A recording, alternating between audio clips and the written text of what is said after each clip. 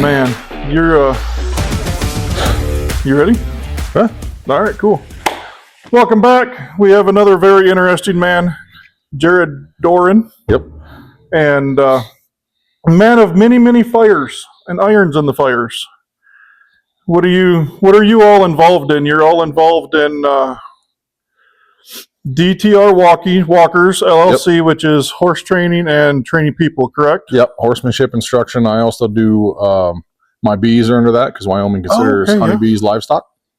So my honeybees are under that. And then general consultant work for horse properties and layouts and equipment and stuff like that. So, and then I do a little bit of ag hauling. So like skid steers and feed and hay and things like that. More like a custom off type thing, not like a steady logistics company. I gotcha.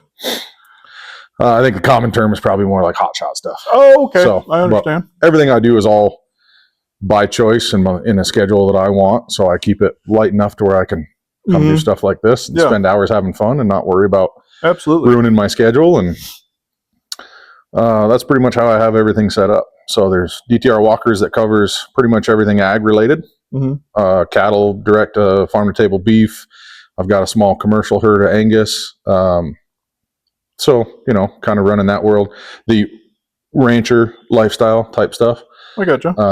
I started after I got out of the military with cattle because I had committed time. So I'm doing everything without debt. So it's growing slow and it's growing steady and it's all mine. And that for me makes a big difference. It matters a lot to me. I want to do it without debt. So that's one piece. And then I have a good buddy that I flew with in the military, and he had almost the same month I started DTR Walkers. He also started YO Arms, which is a AR platform manufacturing company in Cheyenne. And him and another one of my buddies that we happen to all be in the same unit, they actually started the business and were doing pretty decent. And then the other fella got orders and moved away. And I had been chomping at Vince to, hey man, let me in. Hey man, let me in. Let me in. Let me know what I can do to help, you know? And then finally he put me in the spot and said, all right, let's do this. So we've been doing that. I think this will be 11 years this year. Oh, wow. So there's been some highs and lows. It's still definitely a small business. Stag Arms coming to town certainly slowed things down a little bit. That's okay. There's enough for everybody. So, you know, a little bit of a hindrance there, but not enough to where it would crush us. So the biggest hindrance was just some personal things that happened in our lives that kind of slowed down our method of growth in that business. But we're still alive. We're still kicking. We've kept all of our certs, class 3 SOT stamp, et cetera, et cetera. So we can build just about everything. We've done a bunch of custom builds. We've done a lot of work with Frontier Arms as our retailer right there in Cheyenne. So we're a big fan of them. Shout out to those fellas. And then that's kind of, we're hoping in the next 3 years, the plan on that business is to get some local or municipal government contracts. I gotcha. And then build from there and starting to supply some weaponry, some rifles and whatnot to folks. So that's the goal. We'll see how that plays out. Right. Obviously, we'd love for it to go big, but we want it to go big fast enough for us to keep up with it. So we don't want it to explode and then fail all in a flash. Right. So that's kind of the deal with that one. And then other than that, it's being a dad and working with my missus and my boys, and my oldest girl is in Texas. So trying to keep in touch with her and do whatever you can for a lady that's 23 years old and killing it all by herself, you know? So you just sit back and smile and remind her that you love her, and there you go. Watch her rocket to the top, you know? Right. So that's been really cool. I've been really thankful to have those deals. Whenever I get a little bit too busy, I always remember family is my better work. So let's get back to focusing on that. And thankfully I've set myself up through a significant amount of sacrifice and hard work to not need to do stuff for work. So it's all these things are essentially my hobbies that I enjoy doing and would do them for free. Correct. However, it's also available that people pay me to do it. Yes. So I don't stop them from paying me. Yeah, no. Why would you? Yeah, exactly. So I tell a lot of my customers, you know, the common question is when you start with a new client is, you know, what methods of payment do you accept? Oh, yeah. And I go right down the whole list because I do, cash, check, money order, PayPal, Venmo, Cash App, Zelle, all the lists. And then I get down to barter and trade, the whole thing. And I just tell them, if you like money, you got to make it easy for people to give it to you. Oh yeah, so, absolutely. Yeah, I like to do all that stuff. And then pretty much just word of mouth on all the businesses. Yeah. YO Arms has been, I wouldn't necessarily say advertised. It was more of, we traveled around to some different gun stores and things like that and offered our products to see if they'd like to carry them. And we've had pretty good reception with that. Mm-hmm. So DTR Walkers has all been word of mouth, all of it. So I don't have to push it too hard because my schedule stays as full as I would like it. Yeah. And then just about every slows down about February, March, gets real slow. And I start to wonder, and that little bit of self-doubt comes in, is this going to pick back up? Like, is this where it is? Is this where it dies? Yeah. It'll be a slow death of seasonal, carryover. And then all of a sudden, April hits and May hits. And like right now, people are calling me pretty steady, and I'm very thankful for that. And it's all, I have a website, but I don't pay to push it. Yeah. I have a Facebook for DTR Walkers. I don't pay to push it. It's just, it exists. Yeah. And, occasionally I'll see something on Facebook, or I'll have some friends tag me, and I say thanks and post my website. And if people want to get to me, then everything's on the website. Yeah. So, and it's been staying pretty steady in that regard. And right now it's picking up. And then I try and take some vacations and go out with some friends and do a couple getaways a year, family and friends and whatnot. So it's fun to manage that schedule. That's probably the only thing I would say I do for work right now is schedule management. Which when you're, playing that many different directions, you got to manage a schedule, right, even if it's just the fun things you're doing for your family. So that's kind of the 10,000 meter view. I gotcha. Of the whole plan. I gotcha. And the idea never being so big that I'm wealthy or, right, rich, or I'm not looking for that. I do this for a quality of life thing. Yeah. So I never want it so big that it's inflexible or that it's, taken over my life. I like to keep all of it. I mean, when I started DTR Walkers, I was still active duty. So I had to manage it through deployments and manage it through TDYs and, service assignments, training, TDYs, things like that. So TDY being temporary duty. So I'd go somewhere else for a month or a couple of weeks or a few months or whatever. So flexibility has kind of been the name of the game. Yeah. And maintaining it that way has really been pretty nice. There's a lady that just moved from Oregon that's kind of helping me out. So I'm showing her the way I like to do things. And then she's doing work with some of my horses and stuff. So it's not quite like an apprentice. It's more like a commission deal. I gotcha.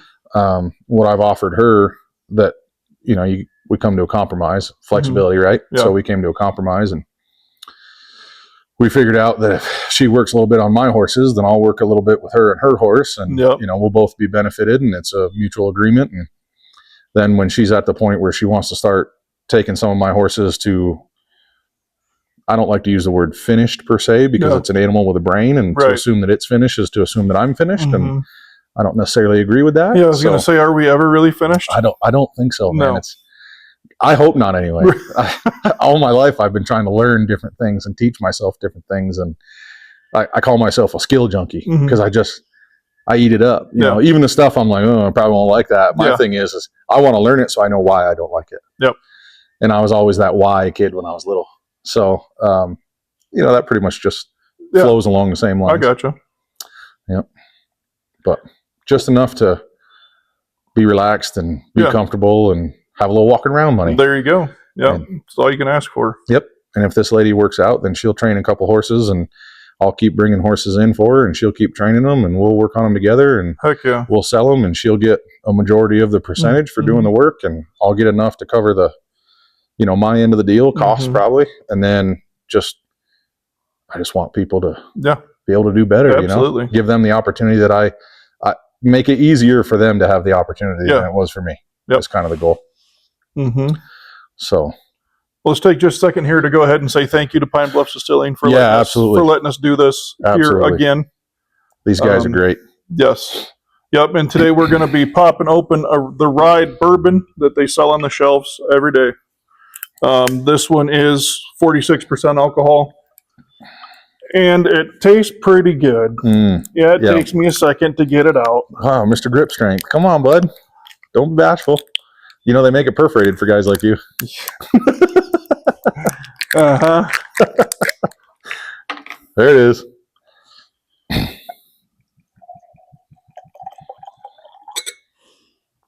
Yeah. So Pine Bluffs doesn't pay us for any of this stuff, and we purchase the alcohol that we have. Correct. However, they also don't charge us for the space to use this. So correct. There's certainly some give and take.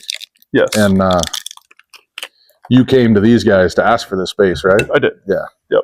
Yeah. And it was actually offered to me as soon as I started saying that I wanted to start a podcast. He was like, "Why don't you just do it back there at that table inside the barrel room?" And I was like, "Yeah, yep, sign me up with that." And for all you folks at home, it smells just as amazing as you might think a Rick Room smells like in here. Yes, it does. It's just as delicious as you want it to be.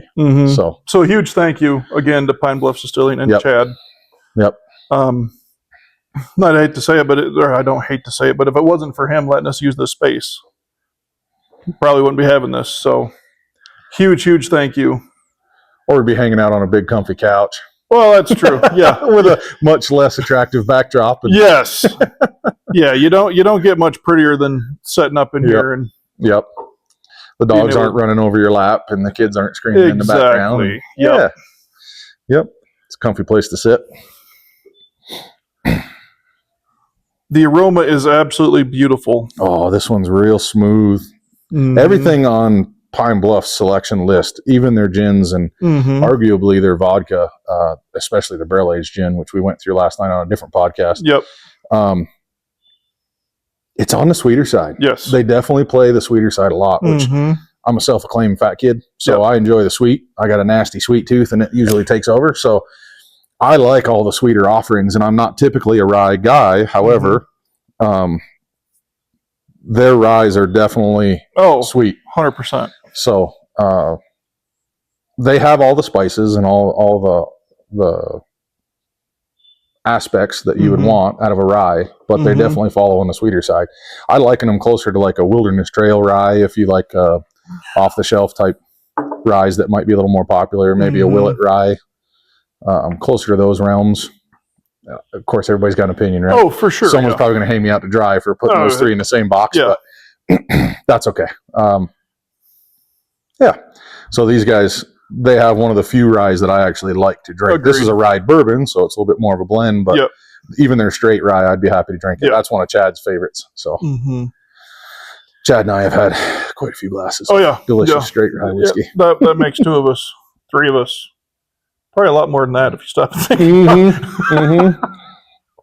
Man, I got his 2024 barrel pick of rye last year. Oh, man. Oh, yeah. The nose is 180 out from the taste, and both are good. Yes. It blew my mind when I had it. Yeah, absolutely. So somehow I managed to get, just completely by circumstance, he numbered those bottles, and I got 1 and 2. Yeah. Yeah. So they're at the house. I was like, hey, this is awesome. Right. Yep. So let's dive into guns a little bit here. Okay, perfect. What's your go-to for a home defense setup? Are you the rifle guy for home defense? I'm a pistol guy. I'm a multiple pistols in multiple places kind of guy. I got you.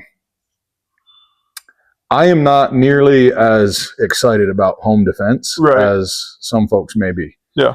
My mentality is more of live in a place where you don't feel like you need it. Correct. Right?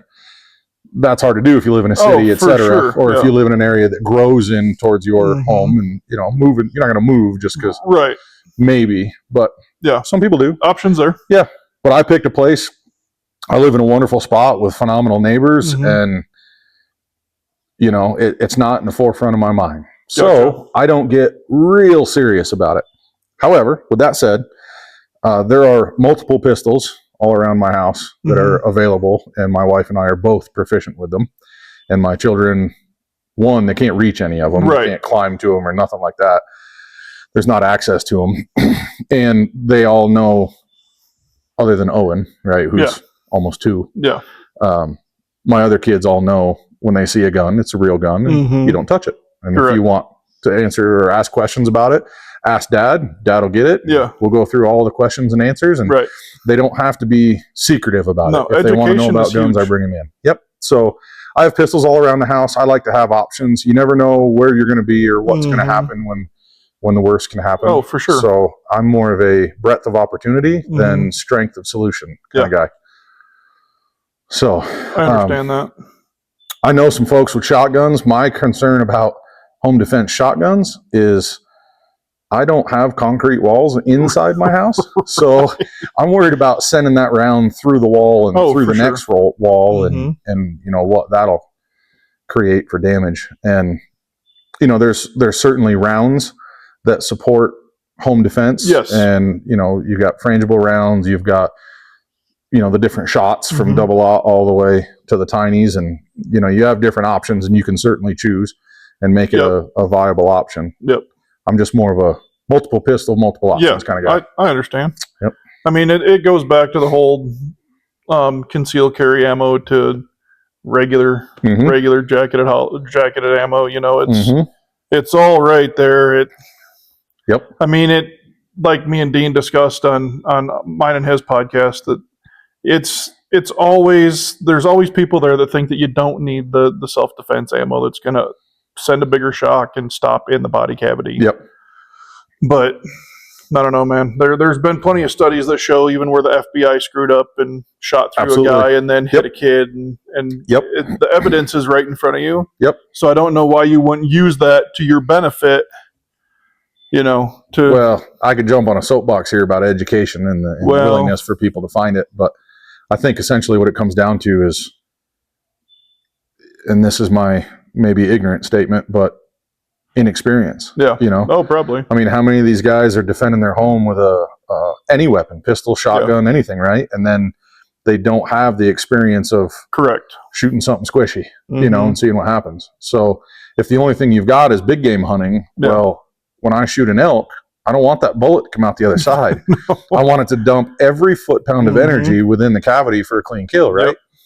Well, use the same theory on people in your house. Yeah, you know? sure. You want to dump all that energy to stop that person right then and there. You don't want it to go through your water heater, because you don't want to have to kill somebody and deal with that, and now have to replace your water heater so your daughter can take a shower. Exactly. So let's use a little bit of thought process on the ballistics effects. So self-defense ammo is really good. You get some wild stuff though. I've got some, I call it fun ammo, but it's the 40 cal self-defense. I forget the name for it. I'm really bad with names, so I apologize for that. But it essentially turns into like 7 flechettes. Oh, really? Dude, it is nasty stuff. Nasty stuff. I shot a watermelon with it, and it turned the watermelon into like a starburst. Like it opened it up and then just blew it out with like lines of starburst. I was like, oh, that's probably not what I'm going for. You know, I mean, it was to the point where my first thought was, oh, Judge wouldn't side with me on that one. No, probably not. No. They'd see the crime scene photos and they'd just properly put me in jail for premeditated or something. Oh yeah, and then you got ammo that's designed more for a hard impact. Correct. Like like grizzly or buffalo boar ammo or the grizzly ammo or underwood. I've heard underwood is a really good ammo for like your bear situations, or because I mean you can turn any kind of a pistol into a wilderness protection pistol if you buy the right ammo. I mean, obviously not a 380 or a 22. I was going to say, to a certain degree, I wouldn't shoot a bear in the face with a 38 special. No. But if that's what you had, though. Oh, I'd be sending rounds. That's what you're going to use. I hope I poke him in the eye and he turns around and cries about it, because damn. I mean, if I had a pocket knife, I'm going out fighting, even if it's one swipe. I'm going to try. There was a story here not too long ago. There was a kid up in Alaska that was guiding. And he used to carry 10 mils.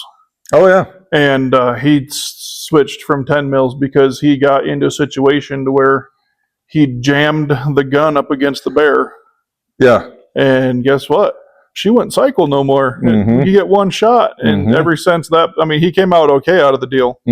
But ever since then, he switched to a 41 mag and called it good. Yeah. I mean, I can't say anything. If I'm in the woods, I'm carrying a 45 long Colt. Yeah. Oh, yeah. So, it's got some hate on it. And I've probably told you this before, but my biggest concern about switching from I used to carry a 40. I'm more worried about black bears and mountain lions. Oh, for sure. So let's put that out there. If I was in the grizzly woods, games would be different. Yeah, absolutely. Yeah. So, and my biggest fear, because of where and how I hunt, as I smack the mic and make a big old thud, my biggest fear is mountain lions. Yeah. I've been tracked by mountain lions a few times, and it's like being hunted by people. Oh, I'm sure. Just something in your world gets offset, and you just have that hair on the back of your neck standing up feeling, you know. And then I walked, it was one of those mornings where it was like an inch of snow on the ground, but it was melting slow. And in all the shade areas in the woods, there was still the snow there. Well, I walked through, and then an hour later I came back and actually walked back up my same tracks, and there was mountain lion tracks in my tracks. Yep. And I was like, that's a problem. Yeah. So yeah, that's not good. I used to carry a 40. It worked. It was a XD 40. I like it. Still have it. It's a wonderful pistol. I just got nervous about the amount of dirt and stuff my horse was kicking up, because out here in the desert, it's dusty and dirty. And I got nervous about the reliability aspect of that many small moving parts. Makes sense. So that's why I went to that long Colt, Ruger Vaquero. It's a single action. A lot of people hate on me the fact that it's single action. Yeah. When I was taught revolvers, I was always taught single action first. Gotcha. Because, right or wrong, that's what it is. Because of that long trigger pull on a double action revolver, you pretty much, unless you're very well practiced, you pull your pistol off target. So my Ruger Vaquero, it's single action, but I've always been taught single action function, so you have that lighter trigger for accuracy. So for me, it's not a big habit transfer change. And typically I'm on a horse, and my horse tells me about danger long before I become aware of it, unless we both walk into the same meadow at the same time, you know? So, so I can't hate on a guy switching from a 40 to something bigger. Correct. I'd be in a glass mansion chucking boulders with a trebuchet. So, I carry a cheap Taurus revolver, 357 mag with buffalo bore in it. And I'm here to tell you, you shoot those buffalo bore. You remember it. You damn well know you shot something that's worth shooting. I can tell you that much. What grain are those rounds? Do you remember? Those are 180s. Boy, that's got some hate. Oh, yeah. You're sending energy with them puppies. Yep. Yeah, they're still at 1,400 feet per second. So it's not like they're super slow for a pistol. You know? Yeah. And I mean, it's only a 4-inch barrel, so there's not too much velocity there. Right, but if you're shooting a bear, it's close. Exactly. Yeah. You're 30 feet and less. I had an oh shit moment 2 years ago where I didn't have it on me. Oof. Because we had parked my Polaris Ranger, and we walked down the hill because it was up on top of the mountain. So we just started walking down, and we got down, and I was bugling, trying to get somebody to sound off somewhere. Left the pistol in the Ranger like a retard, right? Oh, probably can't say that. Might get canceled. Like an idiot. Then all of a sudden, I'm sitting there looking around, listening, and you could get phone service up there. So I was dicking around on my phone one does, you know, sending a message to the wife or something, you know. And all of a sudden, I look up and I see this little black blob, like from here to that pallet away. And I was like, it's like 10 yards. Oh, no. Like, what? Yeah. Like, I had just started shitting myself, right? I'm like this. And I had a buddy with me, but he was facing the other direction. He didn't know what the hell was happening. Yeah. And that one walks by, and I was like, hey, we got to go. Yeah. We can't stand here no more. Yeah. And it wasn't 2 seconds later, bro, here comes another one. And I was like, yeah, we got to go now. Yeah. Like, if the bear cubs are out front, Mama's right there. Yeah, I went ahead and I knocked an arrow just in case. I was like, that's all I got, dude. Yeah. Like, I'm like you, man. Even if I had a pocket knife, I'm going out fighting. Yep. Might be sticking through its ear, but by God, someone's going to know that I tried. And I started walking backwards faster and faster, but it's all uphill, you know. So you got to turn around eventually to see where you're going. Yep. And I get about 100 yards away, and there never was no Mama. So I don't know where she was. What happened? That's almost more scary. Yeah. Not knowing where she's at. Yeah, she didn't come up behind them. And Did they look like healthy little cubs? Oh, they were healthy little cubs, and they just kept her down a walking. One of them got up probably 200 yards away from us, stood up on his back legs, yelling at the one that was tagging behind, you know. Mama never came, so I don't know if somebody got her. Or, or maybe she was out front, walked around the curve, and she was around front, maybe? Maybe, but she would have had to be like... Dude, that's as dangerous as it gets, man. Like you're literally a half a second away from getting charged. Oh, not a bluff charge. No. Getting real charged. Not that close. No. Yeah. And my friend was like, I just want to see them. They're so cute. And I was like, bro, you can stand here and be dumb if you want. Yeah, look through binoculars at them. Yeah. They're cute in binoculars, too. Yes. Yeah. Yep. I was like, I'm not standing here no more. Yeah. Man. It gets hairy, bro. Yeah. Up there in them woods. Yeah. You don't know what you're going to come across. Nope. And you think you're the apex predator, and the truth is when you're standing there and something's stalking you, you start to realize what nature's all about. It's kind of like people that surf, they realize the power of the ocean. Oh, for sure. That's a very clear reminder when Mother Nature says hello. Yep. You feel real small real fast. Oh, yeah. And then you start thinking about who do you call, what do you yell for help, who's going to nobody. Nobody's You're alone. Yeah. Yeah, you can go ahead and scream all you want, bro. It don't matter. Yep. Yeah, right then and there, I was like, I'm never leaving that pistol off my hip anymore, because at least I would have felt a little bit more. I mean, I should still be backing up, because you want to get out of the situation out of the place either way. Yep. But yeah, that one was one about one of the hairiest. Well, I don't know. I had another one where I shot a bull. Me and my buddy double teamed within 2 minutes of each other. Nice. And I shot a little 2x4 bull, just a little guy. But he was going to run me over at 8 yards, bro. Oh, so boy. It was either I shoot him or he, because I sat down on the ground real fast and he came just running into my calls. Nice. And then my buddy's 5x5 came up right behind him, and he double lunged him and dropped him. And then the worst part was, dude, is that there was a big 6x6. Oh, yeah, the big fellow walking right behind him. And I was like, damn, we need one more person. Yep. Mine ran 50 yards, but that was with a Rage. That was with a hypodermic. Oh, nice. That was a mechanical. Yeah. But I got a 33-inch draw length. I got 75 pounds that I'm shooting. So at 75 pounds and 33-inch draw. Yeah. I don't care what you're shooting, bro. Yeah. You'll punch shoulders on an elk with that. No problem. Yeah. Yep. So we were stayed there until midnight when we finally started walking out. And the weirdest part was, it was September 19th, 18th. And we're walking up out after just shooting them, and it starts snowing real hard.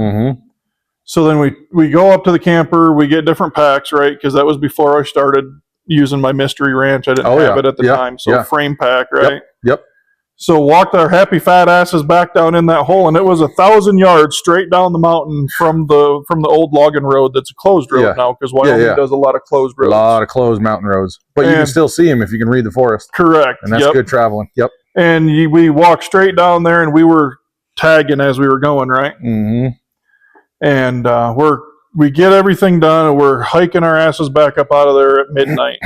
Oof. And it's snowing to beat hell. You can't see 5 feet in front of you, and we're looking for the markers that we tagged, right? Coming down. Yep. And we get to one spot, dude, and this is honest to God. The damn thing was up in the air 4.5 feet from what it was. The marker? Yeah, the marker. I could not reach it. I'm sitting there looking because I knew what level I put them all at. Yeah. And I came up to it, and it wasn't there, dude. And I'm like, where the fuck is this thing? And I start shining my flashlight up a little higher. Yeah. Yeah, 4 feet up, bro. And I couldn't even reach it no more. I was like, what the fuck? And I'm blaming it on them damn squirrels, dude. Something, dude. Yeah. Well, the squirrels. The crazy part was somebody untied it. And then somehow I was standing on my tippy toes, bro. We came down the next day. So it was retied on a whole different item? It's not like a stick was lifted? No. Nope. Huh. Like something or somebody untied it from the lower part of the tree. The damn Sasquatch, dude. Oh, 100%. Because they real. You was in them Squatch woods, man. I was. Well, the crazy part was as soon as we got to that point, all of a sudden, like, you could hear elk bugling, in the snow. It was, all of a sudden you just hear this, and the hair on the back of my neck went, and my buddy's like, he starts praying, Satan, get behind thee, Satan, get me. And I'm like, dude, you better start saying that a whole lot louder, because whatever that was right there. And we walk up out of there, and then after we get up to the top, we still got 3.5 miles down the logging road to get back to camp, Yeah. And we wake up, or we go into Saratoga to give off a little bit of where I go hunt. we go down into Saratoga at midnight because the hobo pool down there. Yeah. You know? Yeah. And after you've been out in the snow all day, dude, it feels great. It's so good. And we come back the next morning and we walk down into there right about 10 o'clock because we were in no hurry. It snowed. The meat that's left is nice and cold, you know. Yep. Nothing was touched, but there was bear tracks in our tracks coming out. There was mountain lion tracks coming out. Jeez. And then there was elk tracks. And I was like, what? How? Like, are you all in a family together? Yeah. Like, what are you guys doing? There's a full section pasture across the road from me that's not mine, unfortunately. But it's a square section, which is 644 acres, if you're not familiar. That's a square mile. So it's pretty good size pasture, and there's quite a few antelope that run and kind of stay in there. There's some lowlands, a little bit of rolling hills, soft hills, and you'll see coyotes just hanging out in the herds of antelope. Yeah, because as long as it's one, maybe two coyotes, it's almost like they just hang out, watching. As long as there's no babies around, obviously in the springtime they split them off, but.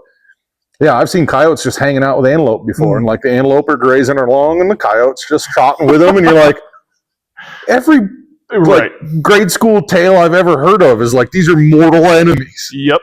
And now they're just hanging out together, partying it up on a sunny day. It's the wildest thing. But threat levels, right? You're just referencing threat levels, and that single coyote, those antelope just shoot, and then all of them are gone.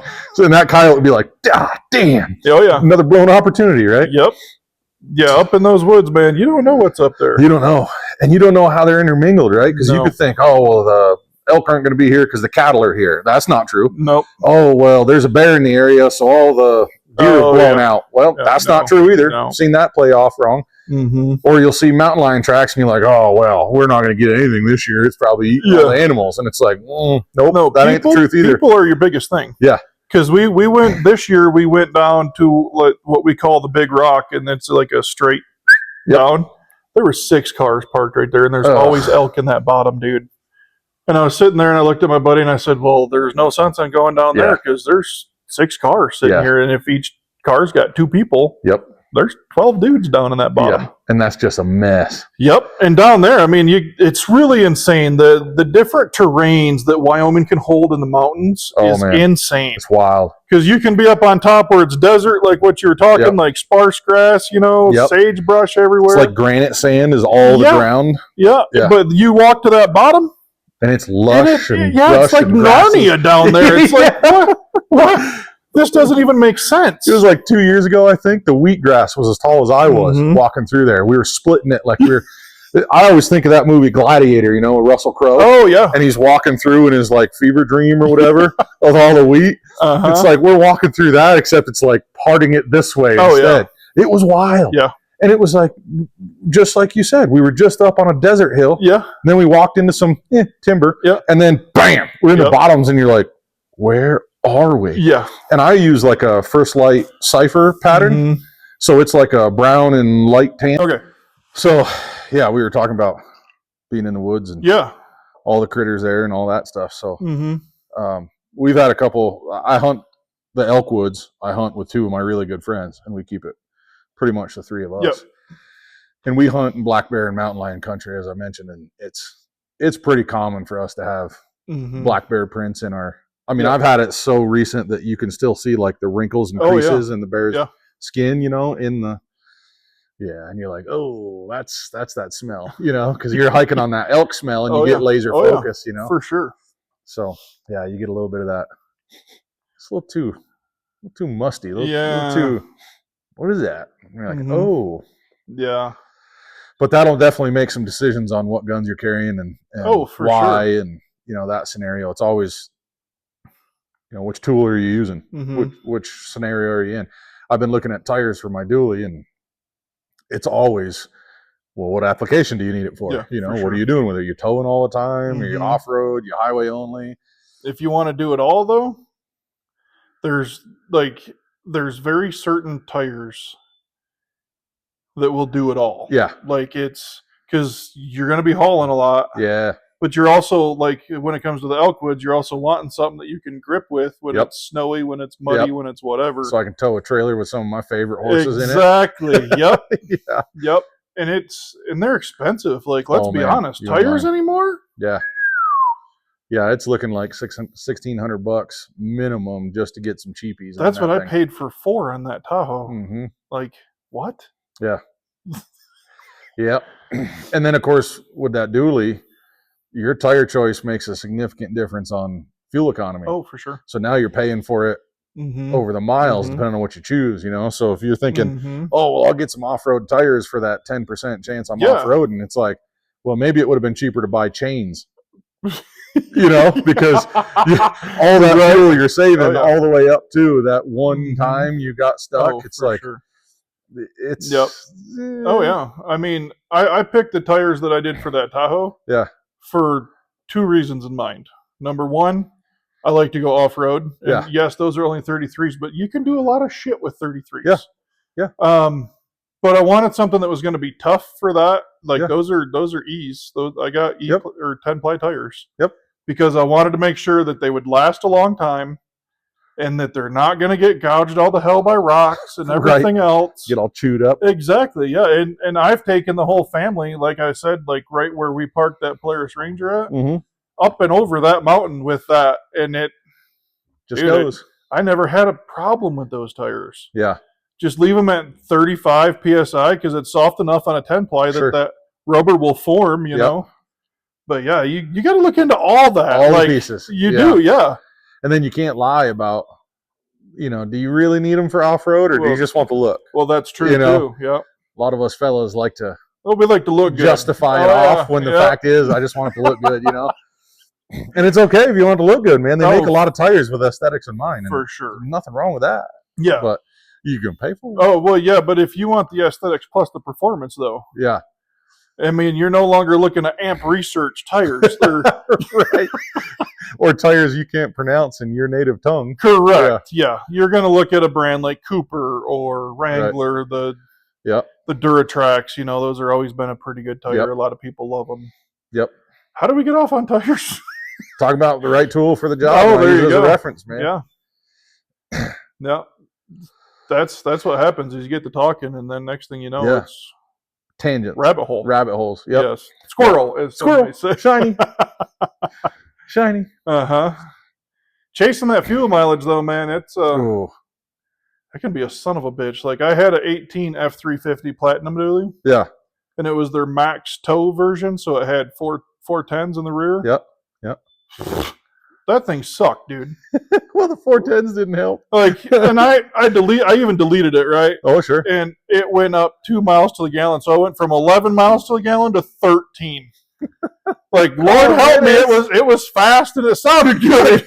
Yeah. But it did not help the mileage on that power stroke. Man. It was horrible. Absolutely horrible. Mine's deleted, and I just took it to Hot Springs, South Dakota on a turkey hunt and back. Yeah. And it was 17 miles per gallon and climbing when I got back.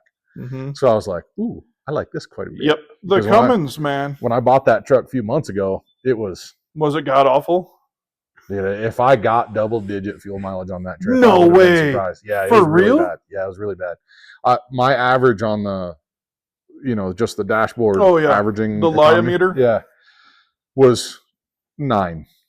What? Yeah, I'd get 6 towing, and I tow pretty heavy. I put 20,000 pounds on a 24,000 pound trailer. Yeah. I probably overloaded a little bit.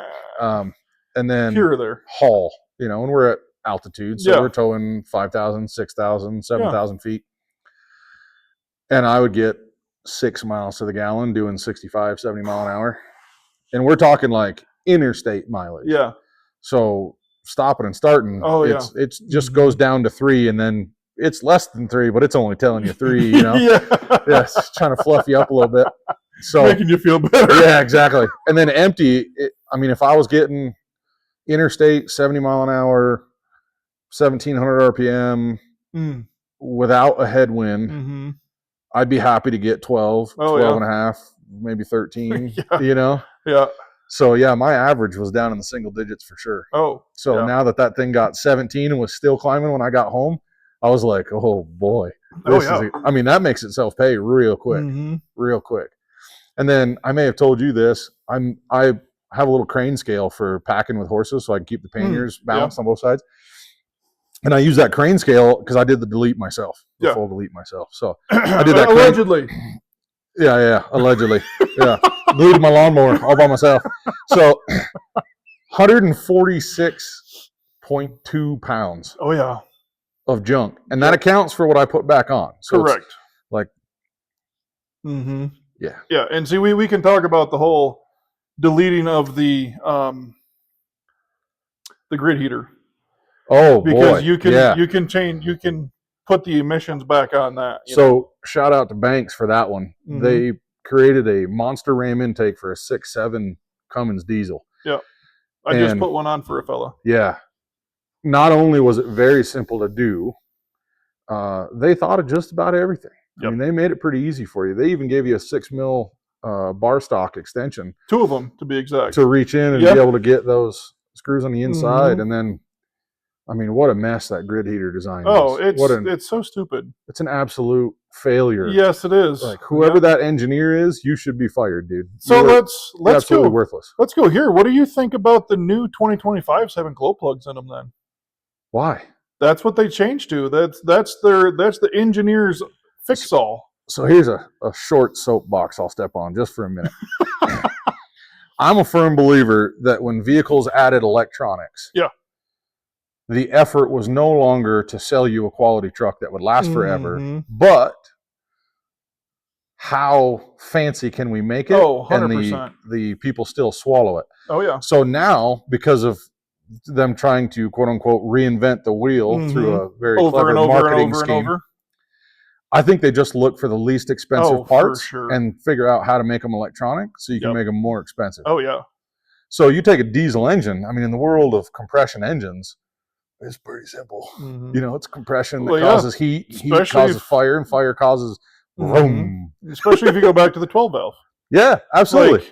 And no, nobody can talk shit on the 12 valve because you had the 6.5 turbo diesel that was in competition with the 12, but it was no competition. Let's be real.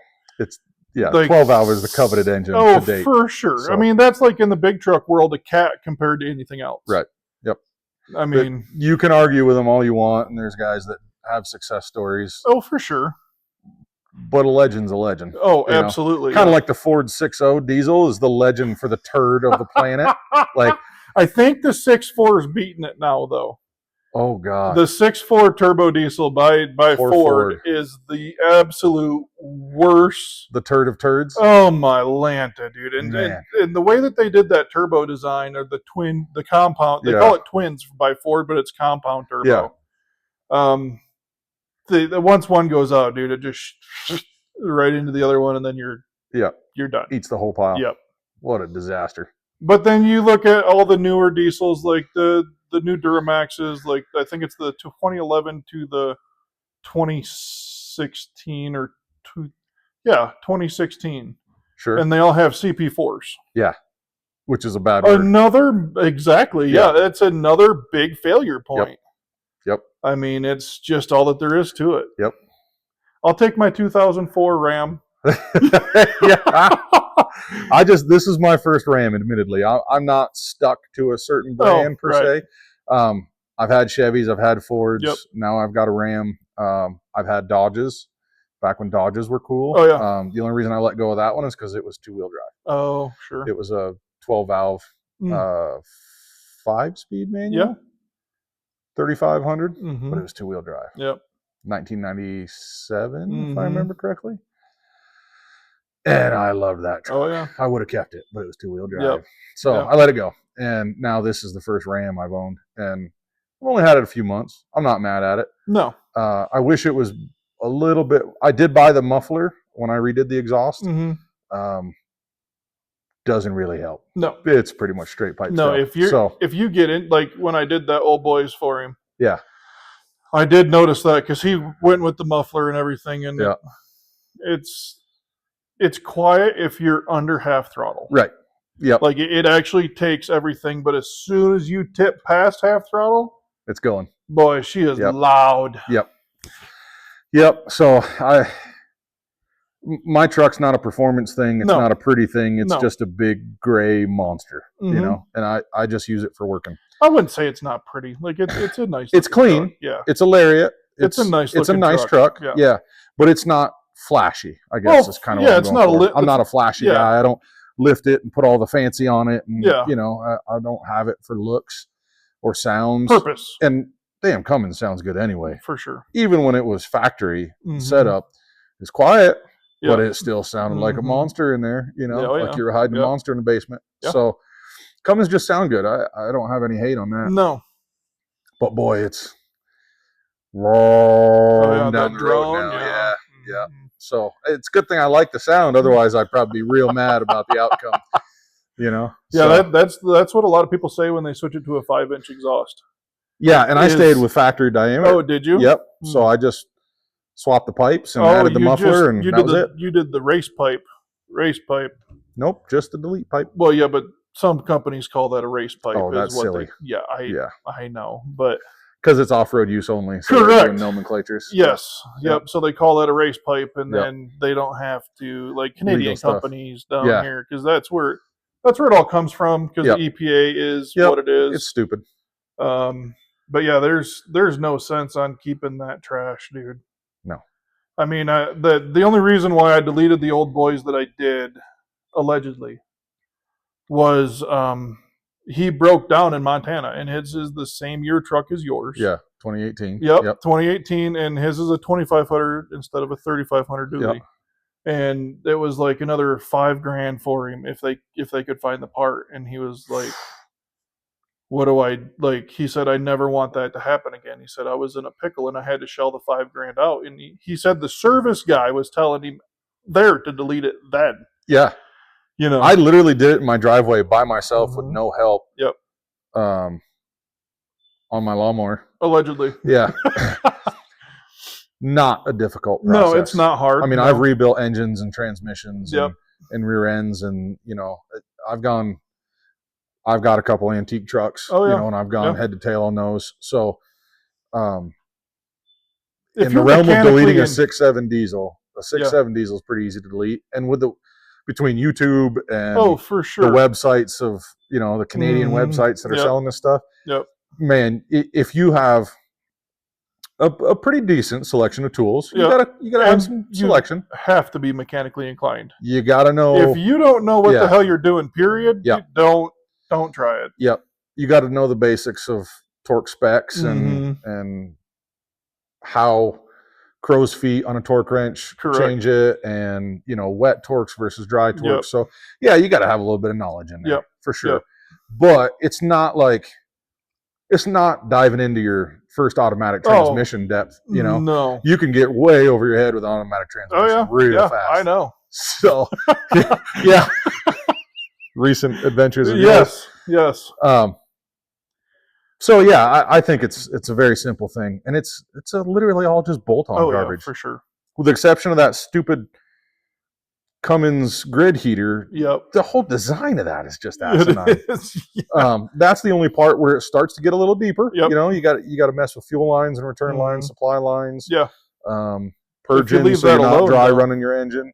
You can leave it alone, except for the number one line. You got to swap that to get over that big old monster ram hook. Yep. Well, what I'm saying is you could leave that alone. Is you don't necessarily have to do that part of the delete. Correct. That's not part of the delete. Correct. That's a separate, just like a PCV delete. Yes. Right. Yep. So that's a separate thing altogether. Yeah. I chose to do it at the same time because I was in there. Well, yeah, you might as well. That's kind of the way it went with this guy that I did it for. Yeah. So my truck, when I did the grid heater delete, had 83,000 miles on it. Mm-hmm. And I run Hot Shot Secret through it, the 6-way. Yeah. Pretty religiously. Yeah. I wouldn't say it's every tank, but if I skip a tank, I usually measure a little heavy on the next one, you know? So it didn't look bad when I took mine apart. It had been cared for. The engine was running. I mean, if it can be decently clean with EGR. Yeah. In the world of EGR, it was decently clean. Yeah. That's like it's the shiniest turd you've ever seen. That's right. Yep.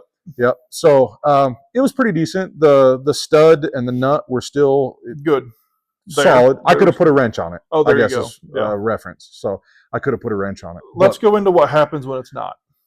Oh yeah.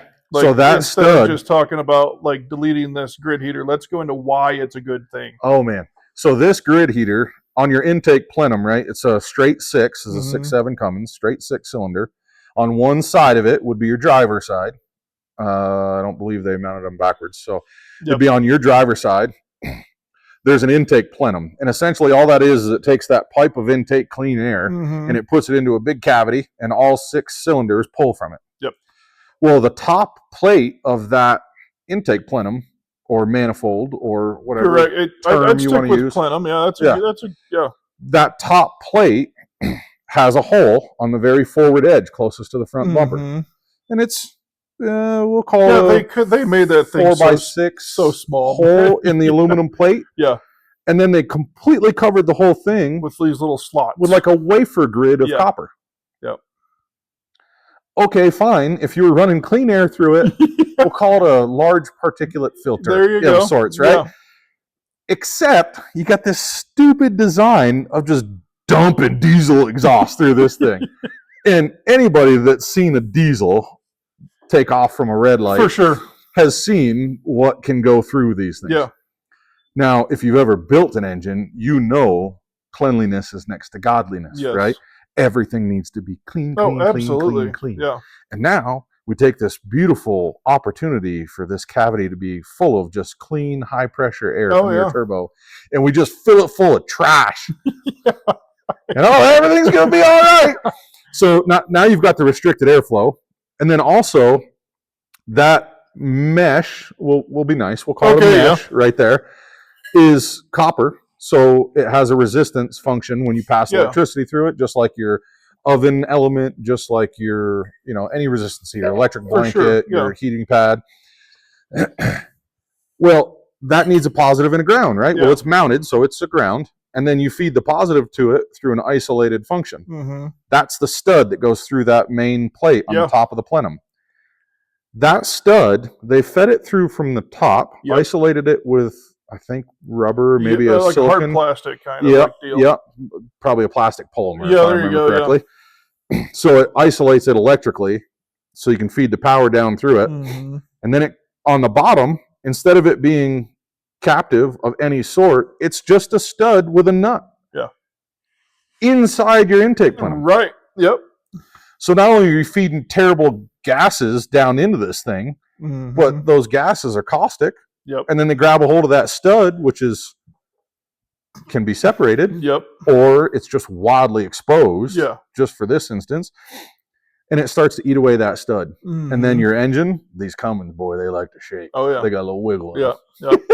So as it eats away at that stud, it starts to shake, and then it'll break that thing off, and it falls. Well, the minute it falls, there's only one place for it to go. Yeah, and that's all the way to the back. Right into the engine. Yep. And I've seen them they've been stuck in between the piston and the bore. And just, it looks like they were part of the piston head. Oh, yeah. Except you look at the bore and you just see the scars. And that's 20 grand right there. On the light end. Right. Yeah. Exactly. If you got an HO engine or anything with added electronics like they're doing now, probably 2018 and newer, you're probably looking at 35. Especially if your insurance is going to pretend to pay for it. Oh, yeah. So, yeah. Pretend to pay for it. Banks, last I checked, this is May of 25. Last I checked, I think they want 970-ish for the raw Monster Ram. Yep. That comes with the plate and the intake. Yeah. And I think it's right at 1,000 for the red or the black powder coated. Yep. So people say, "Oh boy, that's a hard pill to swallow," and it's okay, well, 35,000 without a plan, correct, is a lot harder to swallow than 1,000 on your schedule. Correct. So, the devil you know versus the devil you don't. Exactly, yeah. And then on top of that, you also get significantly higher air performance. Oh, yeah. And there's plenty of videos on that. I don't need to sell it for them. No. But it's a notable performance upgrade. Oh, yeah. Deleted or not. Even if you have all your emissions and everything still on there. They've done a pretty good job over there. You can hear the air go into it more too. Like you can hear it pull. Like and the throttle response. Oh yeah, because there's so much less in the way. Yep. Oh, it just works. Yeah, and you remove that throttle valve. What do you see over there? That's just the way I was moving my head. The sunlight was flashing in the light. Oh, gotcha. Yeah. So yeah, that throttle valve. I mean, if you do a full delete, man, it's insane. I used crispness. To call it's crisp, exactly, of that throttle. And I've been trying to tell a few other guys, like, you will fall in love with this truck all over again. Yep. I used to describe driving that truck as like a humpback whale. Right. You just because it's a 3500 crew cab long bed dually. Yeah. She's thick. Yeah. She all the thick. Oh yeah. So you're just driving this whale. You buy 15 extra seconds to be able to make a right on a red. It's like you're driving with a fully loaded trailer all the time, even when it's empty. Yep. And then I put all these additions on there or subtractions, depending on your perspective. And now all of a sudden it just, I can drive it like a car. Oh yeah. It just, I press and it goes and there I am. You're like, oh, you're busy listening to the Cummins. Next thing you know, you're doing 45. You're like, oh, I better slow down. Right. Exactly. And then I let off and that engine brake hits. And you're like, yeah, driving a real truck again. Right. Yeah. So it wakes it up. And I'm a big fan of banks. I'm not a fan of any environmental garbage on a diesel engine. No. Yeah, and that's pretty much where I leave it. And thank God for tuners that love running through the numbers, all that stuff. Because I couldn't do it. I can tell you that. I've got a buddy that does it for gasoline engines for drag racing performance and such like that. And man, he's good at it. Oh, he's good at it. But damn, I don't want to do it. I talked about in the beginning me being a skill junkie, and I want to know why I don't like it. Well, I can tell you the tediousness of setting up a graph by hand. Yeah.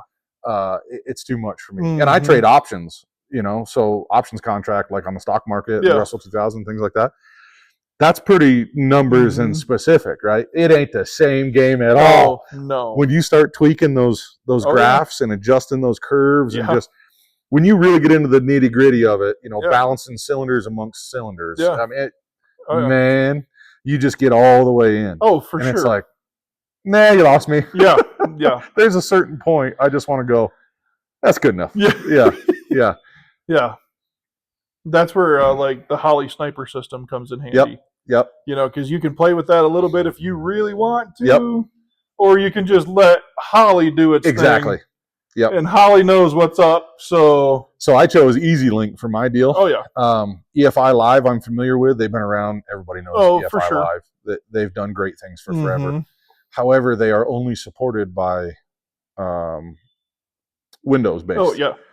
Everything in my house is Apple. Oh, there you go. And I'm not making any statements, one better than the other, none of that stuff. It's just everything in my house is Apple. So I couldn't use EFI Live without getting somebody else's computer to do it. Right. And I was like, yeah, I could borrow it from a buddy. Oh, for sure. And assume everything's going to be fine and, never do another tune. Yeah.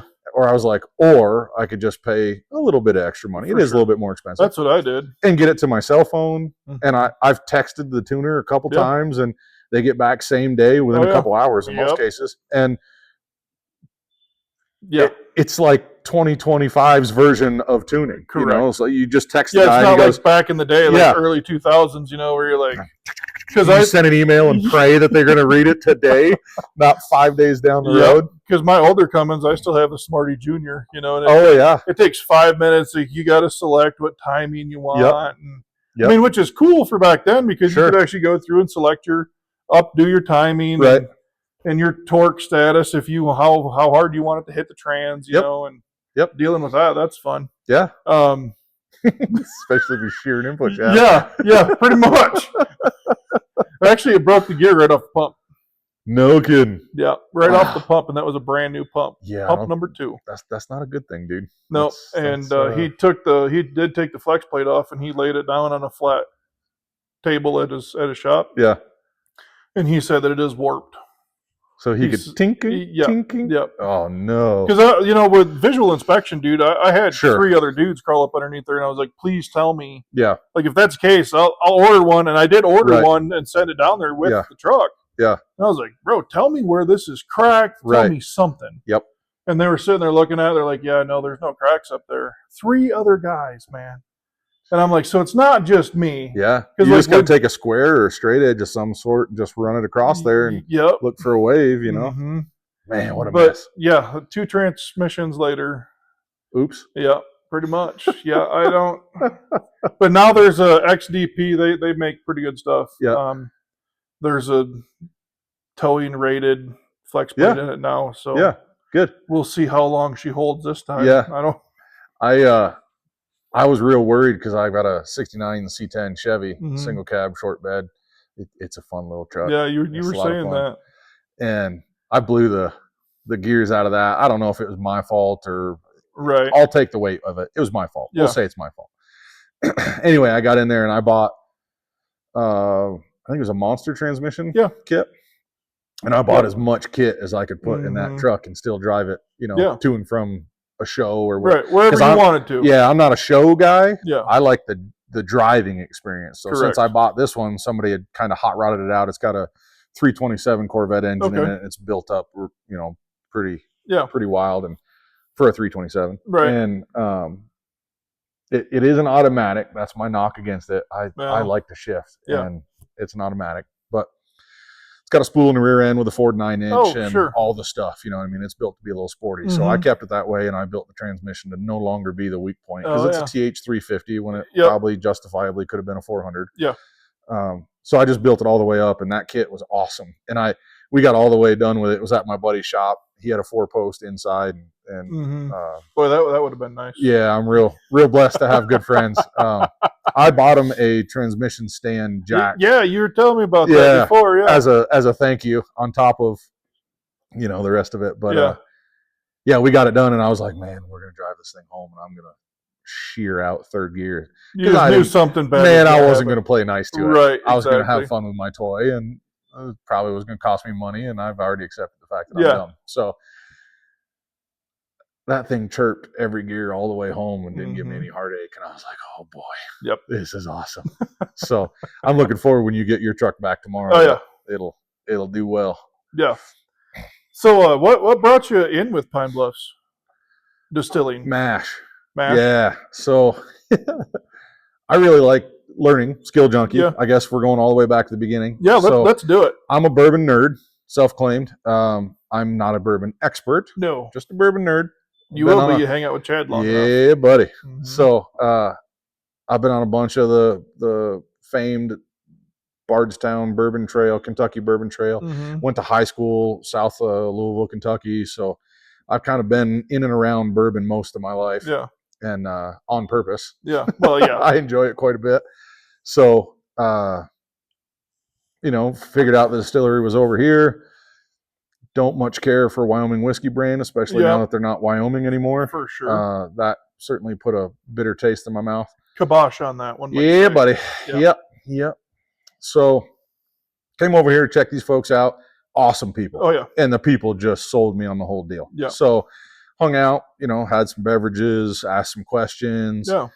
Push come to shove, now they're giving me a tour, which was not unusual, is not unusual, and likely will not be unusual in this place. Yeah. If you come in and you're halfway interested, you look at the barrels through the window too long, they're trying to give you a tour. Yeah. So, I jumped into a tour, asked some questions. 30-minute tour turned into a hour-and-a-half tour, turned into 4 hours later. I'm still at the distillery, and started talking mash as I got to know them a little bit more. Started asking business questions, right? Yeah. Like, well, if everything's booming so much, how come you guys aren't like booming all the way booming? Yeah. And one of the hindrances they had was, well, sometimes we have to stop running because we don't have any place to put our mash. And they don't want to get into the logistics part of hauling it or storing it. You certainly don't want to dump it all over your yard because then it'll start stinking, and that's not a good way to advertise. Yeah.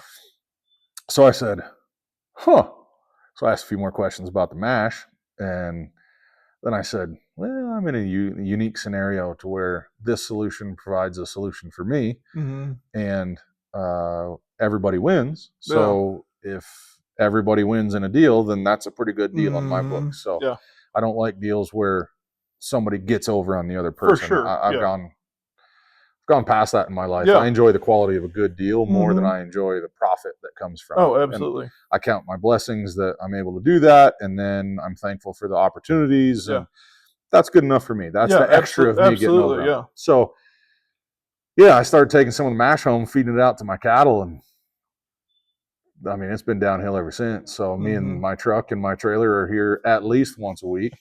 And when they're wintertime running double runs every day, and they're, God, what's public math? So it'd be 18 totes at 250 gallons a piece. So, I mean, that's a week, a 5-day week. So then I was like, oh boy, this is a lot of mash. So then I started talking to my buddy, and I've got another buddy that runs my commercial herd for me. And we've worked together for years. He's a wonderful human being. And I started bringing my stuff up there. He also runs a couple bands of sheep. Oh, okay. So he's got plenty of mouths to feed. So he's like, hey man, how much of this can you get? And I was like, I could feed your entire herd and flock. Like straight mash until the future. He's like, how consistent is it? And I was like, it's 9 totes a week. Every week except for January, where it's 18 totes a week, dude. And he's like, wow. And just for reference, I've got a 24K gross trailer. I can put 9 totes on it, and it's pretty stacked. So we're talking a substantial amount of product. So one of the other troubles they were having is the other folks that were taking mash and are still taking mash, wonderful folks.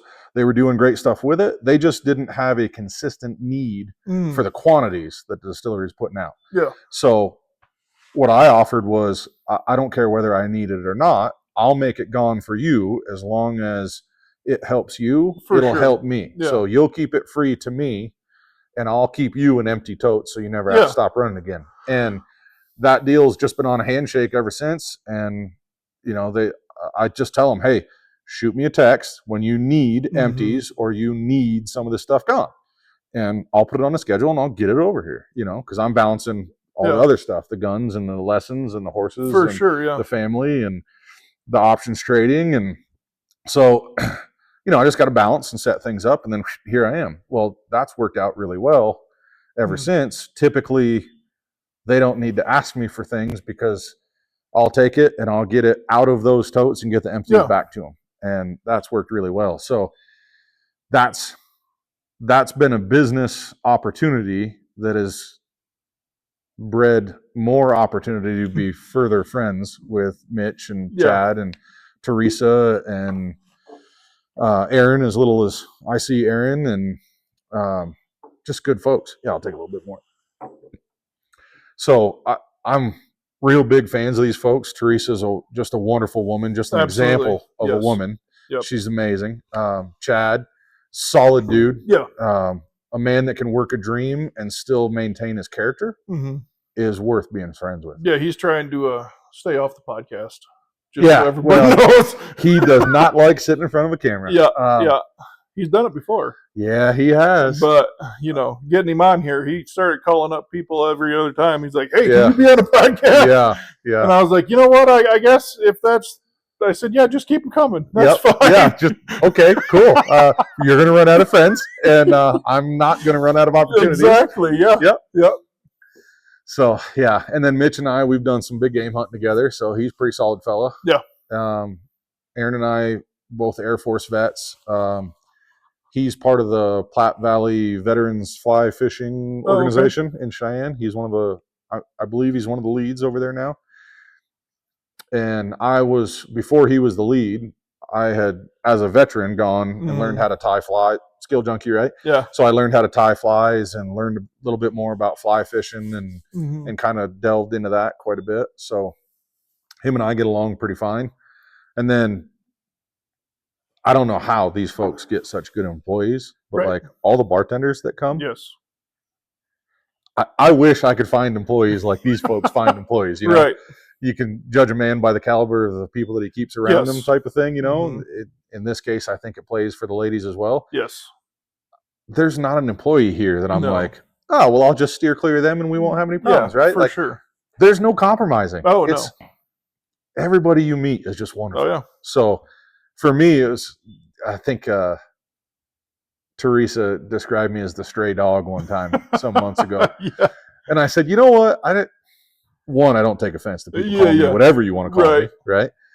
And then the other is I know Teresa's for sure not hating on me. You know, it's just a good friendly joke. But if you narrow it all the way down through over analytical, you know, overthinking, I'm just like stray dog, man, because I showed up one day and haven't gone away. Yeah. It's kind of the same story with me, to be honest with you. Yeah. And if you ask everybody that's not family here, it's pretty much the same story. Yeah. Because they just realize, man, they're just good, solid folks, man. Yeah. Small town distillery, small town folks. And they, man, all of the fundraising that they do at notable cost to them, sometimes significantly more than they plan to for sure to expend. Yeah, these guys into the community is something else. Like it's just piles it's of opportunity and money. Good thing, man. Oh yeah, yep. So I ride with the Combat Vets Motorcycle Association as well, and our chapter did a event here. You'll remember, of course, because you did all the cutting on that delicious brisket. The piles and piles and piles of delicious brisket. Chad left me on that too. He's good at that. Me and him were cooking, and he's like, hey, he texted me one day. He's like, hey, you want to help me cook like 14 briskets? Yeah. And I was like, sure. Yep. I'm down to play with your big smoker. Like, because he's not to sound weird, because that does. Yep. I was going to delineate a little bit more out of that one. He's got a giant smoker built on a tow-behind trailer for your pickup truck. And you can fit 2 hogs on that thing, maybe? Well, so reference, it exactly 14 briskets. Oh, well, there you go. Yeah. And we were Tetrising trying to get 14 briskets into that smoker, right? So you did get them all smoked every all single one of them. Man, that's cool. Yep. And of course, you got to play the hot, cold. Oh, sure. Yeah. You're rotating it around. And I mean, thank goodness that like Chad bought different thermometers, and I had my own set of 4 banging thermometers. So we had 8 thermometers going, you know, and one at one end, one at the other to keep the stable temperature going between the whole thing, you know, and we were doing the math, judging all this, and there was more than one point where we were like, oh, we fucked this up, you know, because all of a sudden it just skyrocketed. Wood, you got to babysit it. Oh, for sure. Yeah. And we were so worried about some of those, and we'd get it caught back down, you know, and then there'd be the oh shit dips, you know, oh fuck, we got to stoke her up now, and no, from what I was told, everything turned out. It was amazing. I mean, we sold all of those. Well, we have 4 briskets left. We had 4 briskets left that you guys wanted me to cut in quarters. Yep. They all sold. Yep. So everybody went home with all that brisket, and the food was amazing. Chad offered to do it all over again. Yeah. So we're doing it again this year. Good. And man, it was awesome. So we didn't have a lot of marketing. We didn't have a lot of... At the chapter, we didn't want to make it a huge deal, right? Because we had done a couple others that year, and it got rained out. And just unfortunate circumstances. For sure. So we wanted one that was just kind of low-key, kind of? Yeah, don't overcomplicate it. Don't overthink it. Just let's have an event, and folks will show up if they show up, and we'll be thankful. They don't. We'll just do the best we can. So that's what we did. $5,500 later, people showed up. So we were very thankful for that. All 100% of that money went back to vets. That's awesome. So, and not us. Right, we didn't keep it for ourselves. We don't keep any of it for ourselves. So, that was a really cool deal. So that helped quite a bit because I got to work with them. Yes. Not just on the mash deal, you know, I got to work with them on a planning and organization aspect of it. And it's just seamless. They make it so effortless for you to, you know, come here, work with things, you know, use the venue. They don't overcomplicate things. They don't put silly requirements on you. You know, they don't, if they ask something, they don't keep banging on it, trying to make sure that it's absolutely the what. Yeah. Man, it's just easy to work with these folks. So, when they said, we'd like to do it again, I was like, me too. And then, you know, I was at the Purple and Gold Foundation dinner, and I was a guest of Chad, who had the entire table, and I wasn't even sitting at it. Yeah, you know. Nope. So these folks do a lot of giving, a lot of community support, and not that that's a prerequisite. No, but boy, it's sure fun to see. It is. You know. Yeah. And then with Teresa's scenario and the community outpour that she's got, yes. I mean, nothing's a testament to your character like watching the community come out and support you on a hard time. Sure. Yeah. So yeah, it was really good to see that. I was having trouble finding places to fit in to help. Oh yeah. Because there were so many people that were helping.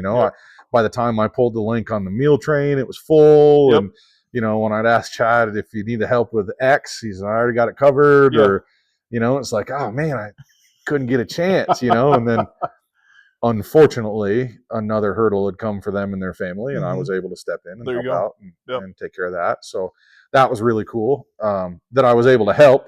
Yeah. Not that it happened. Oh, nobody wants to have a hurdle on top of hurdles, but when you see a community pour out for some folks like that, it's pretty clear. Oh, yes. Pretty in your face. Yep. That you're dealing with solid people. Mm-hmm. Wait till you get to go through trail days with us.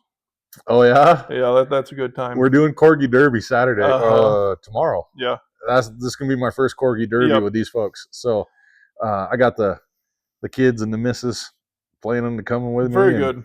Yeah, we're going to sort it out. The trail days, man, I think last year they went through 2 cases. Now, this may or may not be legal. But allegedly, what happens is I drive the truck, right? I drive Chad's truck. Yeah. And they're handing out shots through the entire town through the parade.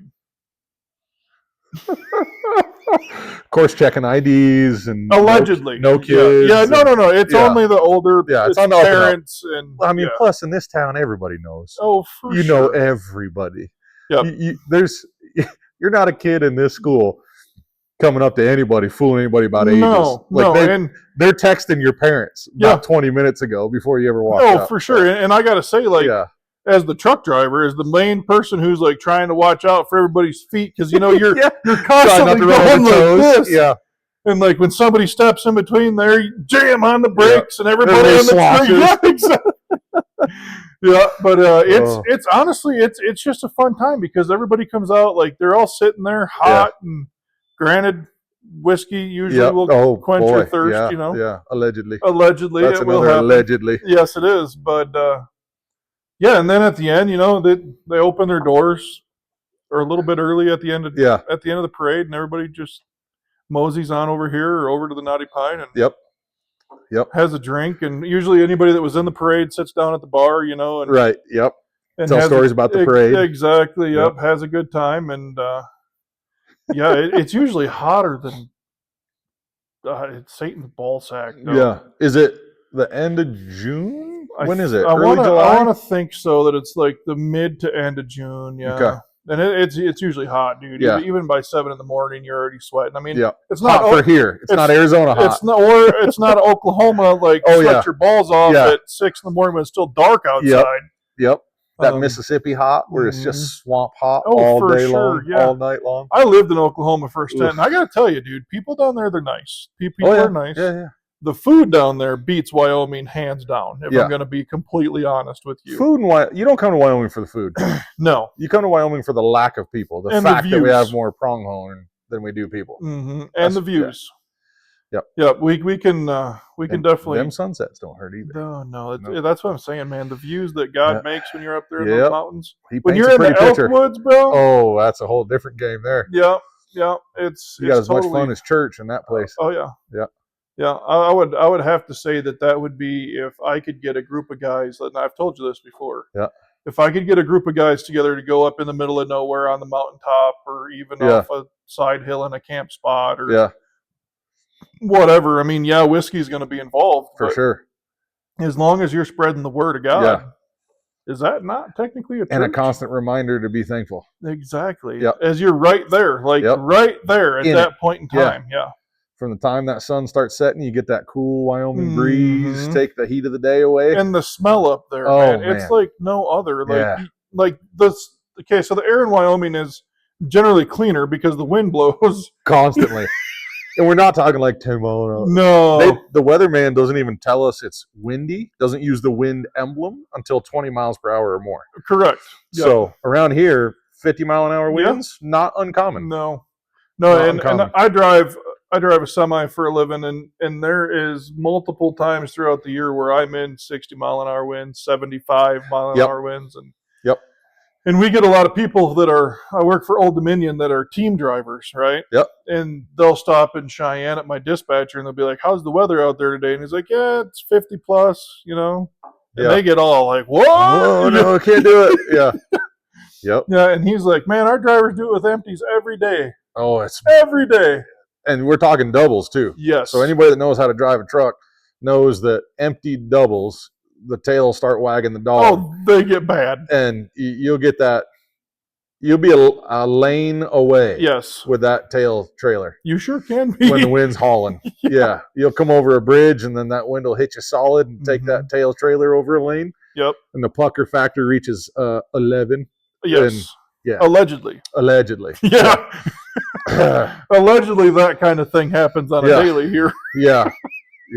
The truth is, everybody stays in their lane and they get home. Exactly. Right? Yes. Yeah. Yes. Except for FedEx, because them fellas are always asleep in the median, right? Come on. You ship anything FedEx to or through Wyoming, just know. Yeah, there's going to be a delay. There's going to be a delay. Yeah. Thankfully, whoever builds FedEx trailers, props to those folks. I don't know if it's Great Dane or what, but props to those folks because they're building some vaults. You don't see FedEx packages strewn about. No. You just see that double just laying over in the median, taking a nap. And you just wonder how many times that guy went, before finally the wind took him over. Because it's rarely a one-shot and done deal with the wind out here. No. And so I was told, seems so we're on the wind, I was told by some old-timers that they told the Highway Commission on where to put I-80 back in the day. Yeah. Like there was enough of them that said, "Hey, you don't want to run that." Well, there's only like 6 people that owned all of the land from Evanston over to here. Yep. So, ranchers back then, dude, they ran shit. Literally ran shit. Yep. And there's still ranchers here today that if they don't like the way you are and you're on their land, they will shoot you. Yeah. Well, there's also the ranchers around here that are still, their word carries a lot of weight. Correct. On anything that they speak up about. So. A handshake is literally a contract to them. Yep. And the way honestly, it's the way the world should be. Yeah. If we're going to be real about Man's words is honor. Exactly. Yeah. Yes. Yep. But look at that, another tangent. Yeah, another tangent. So clean air in Wyoming. Yeah. So when you're out in the mountains and you're smelling that clean air, and the wind blows it clean, the altitude keeps it clean. There's not enough people to create smog. No. So when you're on that mountainside and you got the clean air and the beautiful skies and the breeze takes that heat of the day away, and you start to see those sunsets. And the sunsets lead to the freckled sky of stars, and it looks like they almost touch because you're at 8,000 feet or higher. There's no hindrance between you and God's work. So it's quite an event. And even if you're staring at a fire, which I love to have a campfire. I'm that guy that stares at it like a moth to a flame. For sure, know? Even if you're staring at that, you can still look directly up and still see all of those stars. There. Yeah. Yep. And when you're 10,000, 11,000 feet up there, when it's foggy, you can't see shit. Yep. Yeah, when that fog starts rolling off the mountains right away in the morning, dude, there's nothing prettier than watching that. It just other people call it fog. We call it we're in the clouds. Well, for sure. Yeah. Like these are the clouds, and in about 30 minutes they'll be over there raining on Laramie. But right now we're just in them. Yeah. Yep. Is there anything that you have coming up in the near future that is something that you want to mention or bring up or talk about or? Well, that's not my deal that I support heavily is the CVMA benefit here at Pine Bluffs in September. I know it's a little distance off, but a lot of folks around here, you got to get your calendar filled in, so I don't have an exact date for that yet. Last year it was the 14th. I would expect it's going to be similar. Okay. So that's a big one for me. Same organization, Combat Veterans Motorcycle Association. July 12th is our poker run in Cheyenne. That's our big fundraiser. Okay. So whether you're doing the poker run on a motorcycle or a car, or you just want to come out and support, man, that would be awesome. Dollars, dimes, doesn't matter. Okay. We appreciate the support. So that's a big one. Otherwise, for my personal endeavors, and I'm probably going to miss stuff, right? Yeah, for sure. It's one of the magics of these things is everybody's got the proof to see. But personal endeavors, it's come to the season where it's a good time to start working horses and get on your horse and find your perks and your faults and your, the holes in training or whatever. And I'd be happy to help with those if that works out. DTRwalkers.com. I put all my pricing on it, so that way there's no secrets. Yep. It's none of that call me sales pitch. Right. By the time you're calling me, you'll see I'm passionate about helping you out. I enjoy this stuff. So it's getting the season to ride horses if you're, if you need some of the warmer weather or something. Yep. Here we are. So get after that. Call me if I can help. And then otherwise, look for YO Arms, WYO Arms, Cheyenne, Wyoming stamps. If you see them in a gun store, snatch them up, call me up, hit us on Facebook. We're happy to, it's all veterans. So it's me and Vince. We all serve together. And then Vince's wife is part of the company as well. So, and she's a shooter. She's not just I signed on to the paperwork. So there's three of us. Yep. She's a shooter. I gotcha. She knows guns. She knows ARs. She knows pulling triggers. Oh, yeah. So she's a wonderful lady to talk to. If you see them in the stores, get a hold of them. Yep. And then, other than that. Sweet. Well, I appreciate you taking the time out of your day to come on here and do some bullshitting. Yeah, it's real hard to talk and drink whiskey at the same time. Yeah, go on tangents and right. It's what it's all about. That's what I wanted to create this podcast was I want two guys sitting here shooting the shit, man, just having a good time, because there's so many other people that would honestly enjoy just being here, right? Yeah, because you never know what is going to come up in conversation 100%. when you're talking with somebody and you're like, yep. What? Absolutely. Like you get that little nugget of knowledge, and and that's what all this was about, bro. Like that was. I loved it. So I never asked any questions about. It's certainly not scripted. No, there was no list of questions I was given or anything like that. If you want this to keep going, we can easily keep it going, bro. If there was something you wanted to ask, by all means, do it. I'm not burning to go. I mean, this to me is exactly what you wanted. Is what I'm giving it. Isn't this what I described to you? Yeah, we're just gonna sit here and talk, and I was like, perfect. So this works for me, man. I could do this all night. We could do 15 hours straight of this if you want, because it's good for me. Yeah, this is and like I said, bro, this was the experience that I wanted. Yeah, was you get so many podcasts that seem like they're up your ass with a certain amount of questions, and you're on a timeline to do shit, and it's like, well, pump the brakes, man. Like we can sit back, enjoy a bottle of whiskey, and the bottle's not gone because we're not alcoholics. Right. I still got work to do today. Exactly. Family and for sure. So, but it's just about sitting down and enjoying each other's time. Yep. I mean, if it wasn't for Brittany, I don't know as if I'd even know you. My wife, Brittany. Oh, yeah, that's fair.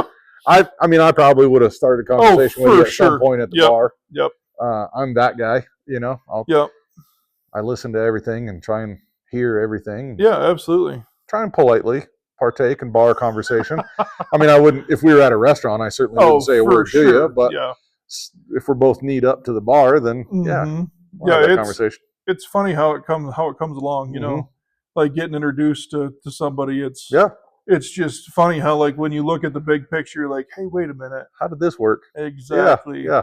And then to go with the other podcast that you've been that one's awesome too.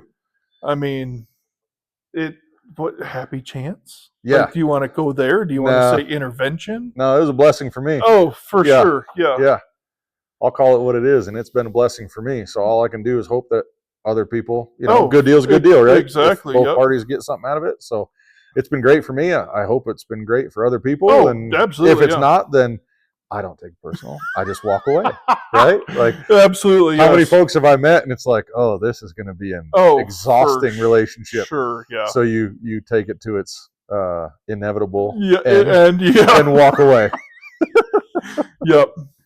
But I mean, this whole thing was just to sit down and, like, instead of not filming what we're talking about, right. Why not film it, dude? At least get somewhere with it. Absolutely. And if somebody can learn something, man.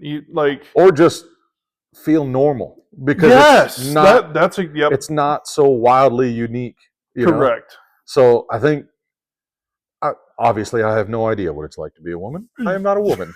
I have not lived as a woman. I have no intent of living as a woman. We cannot claim to know either. But what I can tell you is, it's not typical for a bunch of men to talk about things. Correct. Like, we might have this conversation with or without a camera, but then we typically don't go tell other people about it. We're not gossipers, you might say. There you go, yeah. We're going to go to the next guy, and we're going to have this type of conversation again with the next guy, and we're going to keep it in that compartment, and then we're going to jump over to the next one and do it again with that compartment, and maybe all of us will get together and do it, but we still won't talk about the individual ones. Right.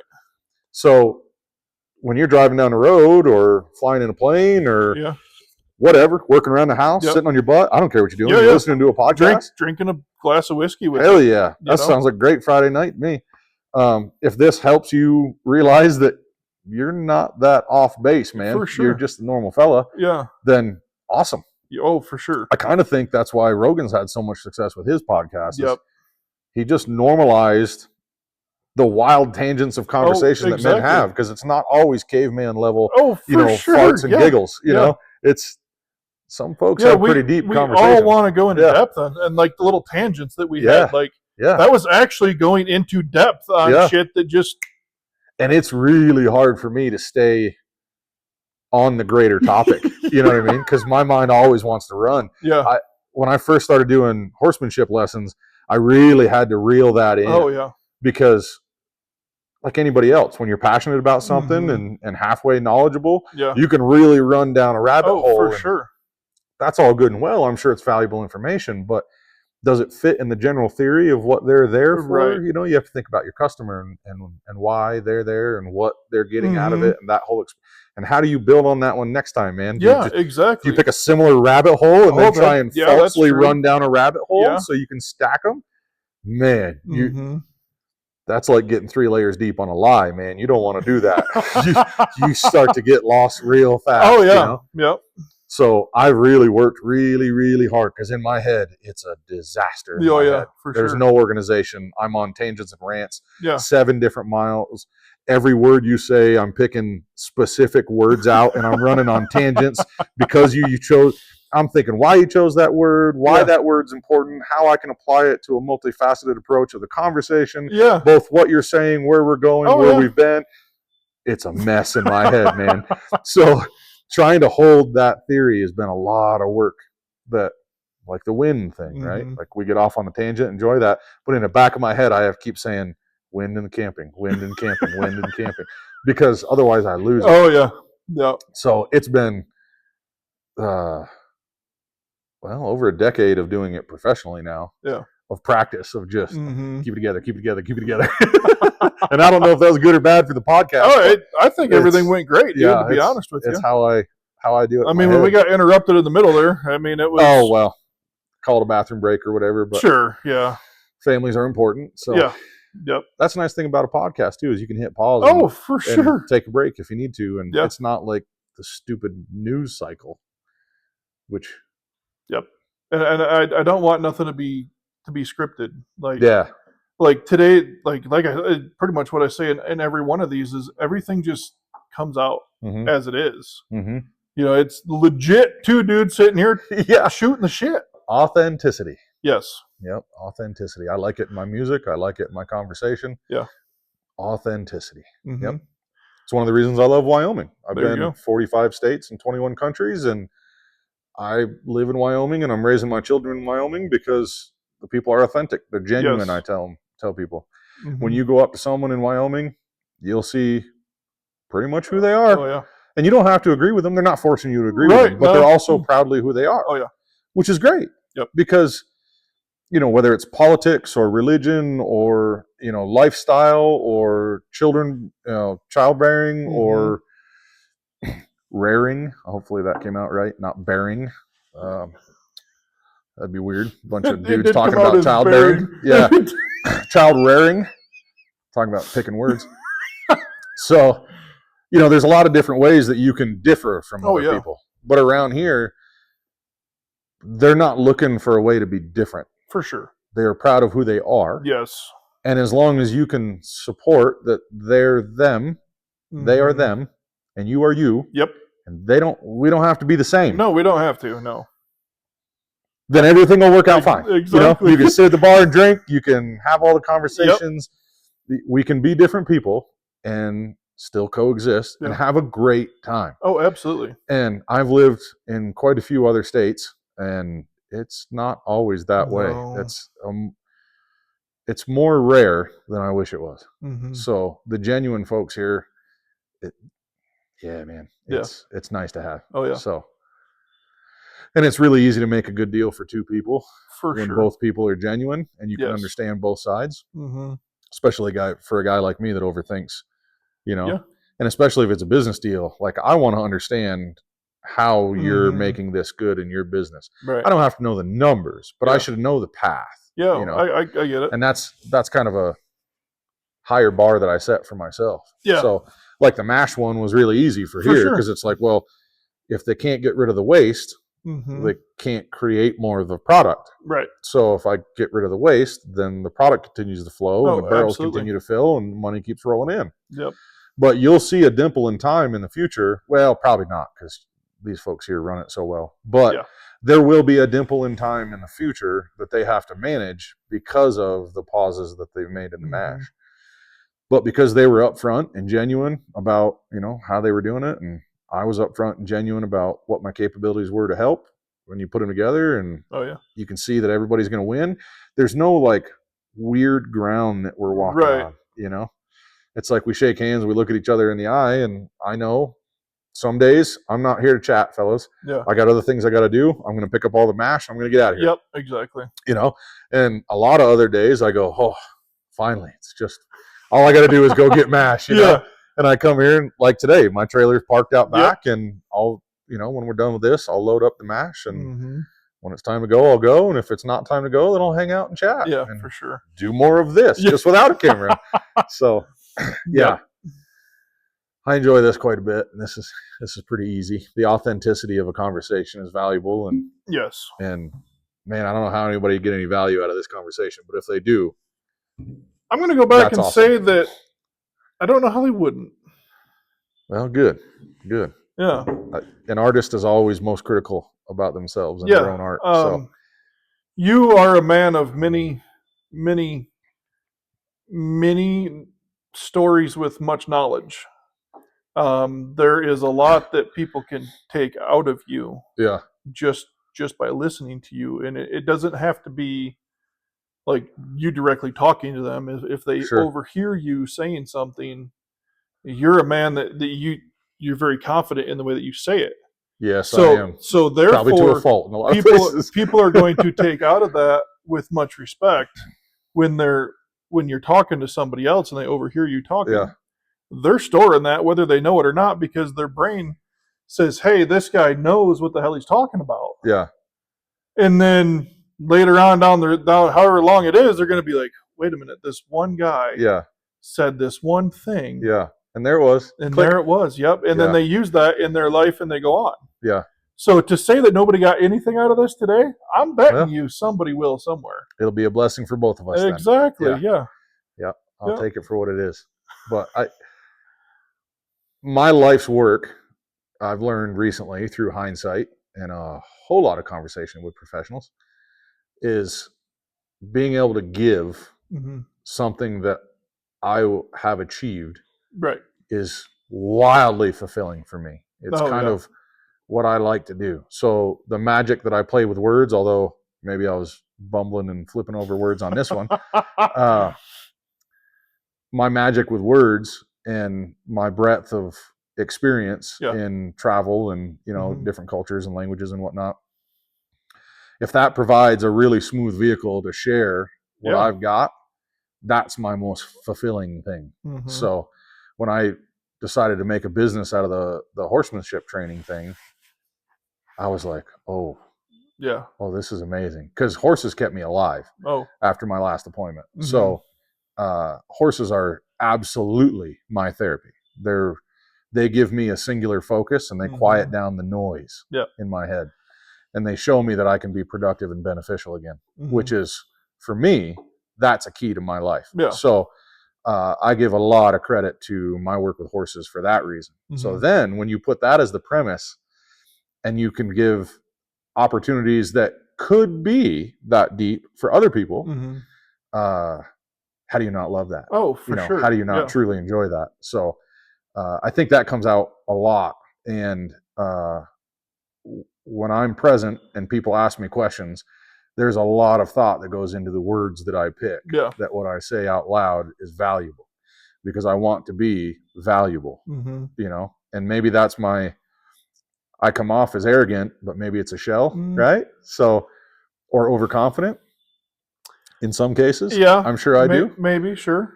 The truth is I just want to believe in my own value. Yeah. And if I can be valuable to somebody else, oh, for sure, then man, that's pretty awesome. That's kind of like the helper mentality. Oh, if you want to boil it all the way down, or the proof of self-worth through actions, that type of mentality. So I certainly have a lot of that. I don't hide from it. I'm proud of it. I've built a lot of my character around it. My entire lifestyle is built on providing. My family, even though my wife makes more money than me, God bless her. She's amazing. I used to try and keep up with her, and I can't. I graduated high school and went directly into the military. So she's got like 5 degrees or 7. I don't lose count of the degrees she's got now, and she's very successful and very happy with what she does. I can't keep up. So I might not be the breadwinner, but I can do the best to raise gentlemen, because we have, for sure, in the house right now, it's 3 boys and me and her. So I can do the best I can to make sure I'm raising gentlemen that take care of women and love their mother and support the family and be gentlemen, and so in that regard. And then if I know anything, I just love teaching it. Just love sharing it, and I can do it formally or informally, or I can do it buddy to buddy, or I can set you up an opportunity to where you find, maybe it's just the first step, or someone to turn the door handle for the door you're trying to get into, so, and it doesn't have to also benefit me. Correct. Because if you're coming to me and I can give you any level of help, that's my benefit. Exactly. I boil it down to that simplistic level, and that first time we did the podcast at Dean's house, there was some words there that I was able to share that I really felt like, damn, that benefited me too. Like I pulled them out of the ether. It was God's words in my mouth. And I was like, oh, somebody had to hear that. And maybe it was me, because damn, that sounded really good, So, I mean, I take it right down to that simplistic level. If that's what helps people, then man, I count it as a blessing. And whether I use the word blessing or not, I'll use the word thankful pretty clearly, and in mixed company and stuff, because I'm not trying to get people off kiltered or be labeled as a weirdo myself. And it's not that I care what other people think of me. It's just that I'm not here to cause riffles. For sure. So I'll use the word thankful out in mixed company pretty clearly, but 9 times out of 10, I'm thinking blessed. And maybe that's introspection, right? Maybe that's something I should just use the word blessed outright and let it be the litmus test. But we all have choices to make, and if that's the choice I make that draws me into a bad light, I'm okay. That's why I've done that. Pretty much every choice I make is with intent. So. I've already decided whatever level or measure of scrutiny I'm going to be put up against it, I'm going to do the best I can right now, and man, sometimes it's fun to look back and go, that's what you made it as a decision. But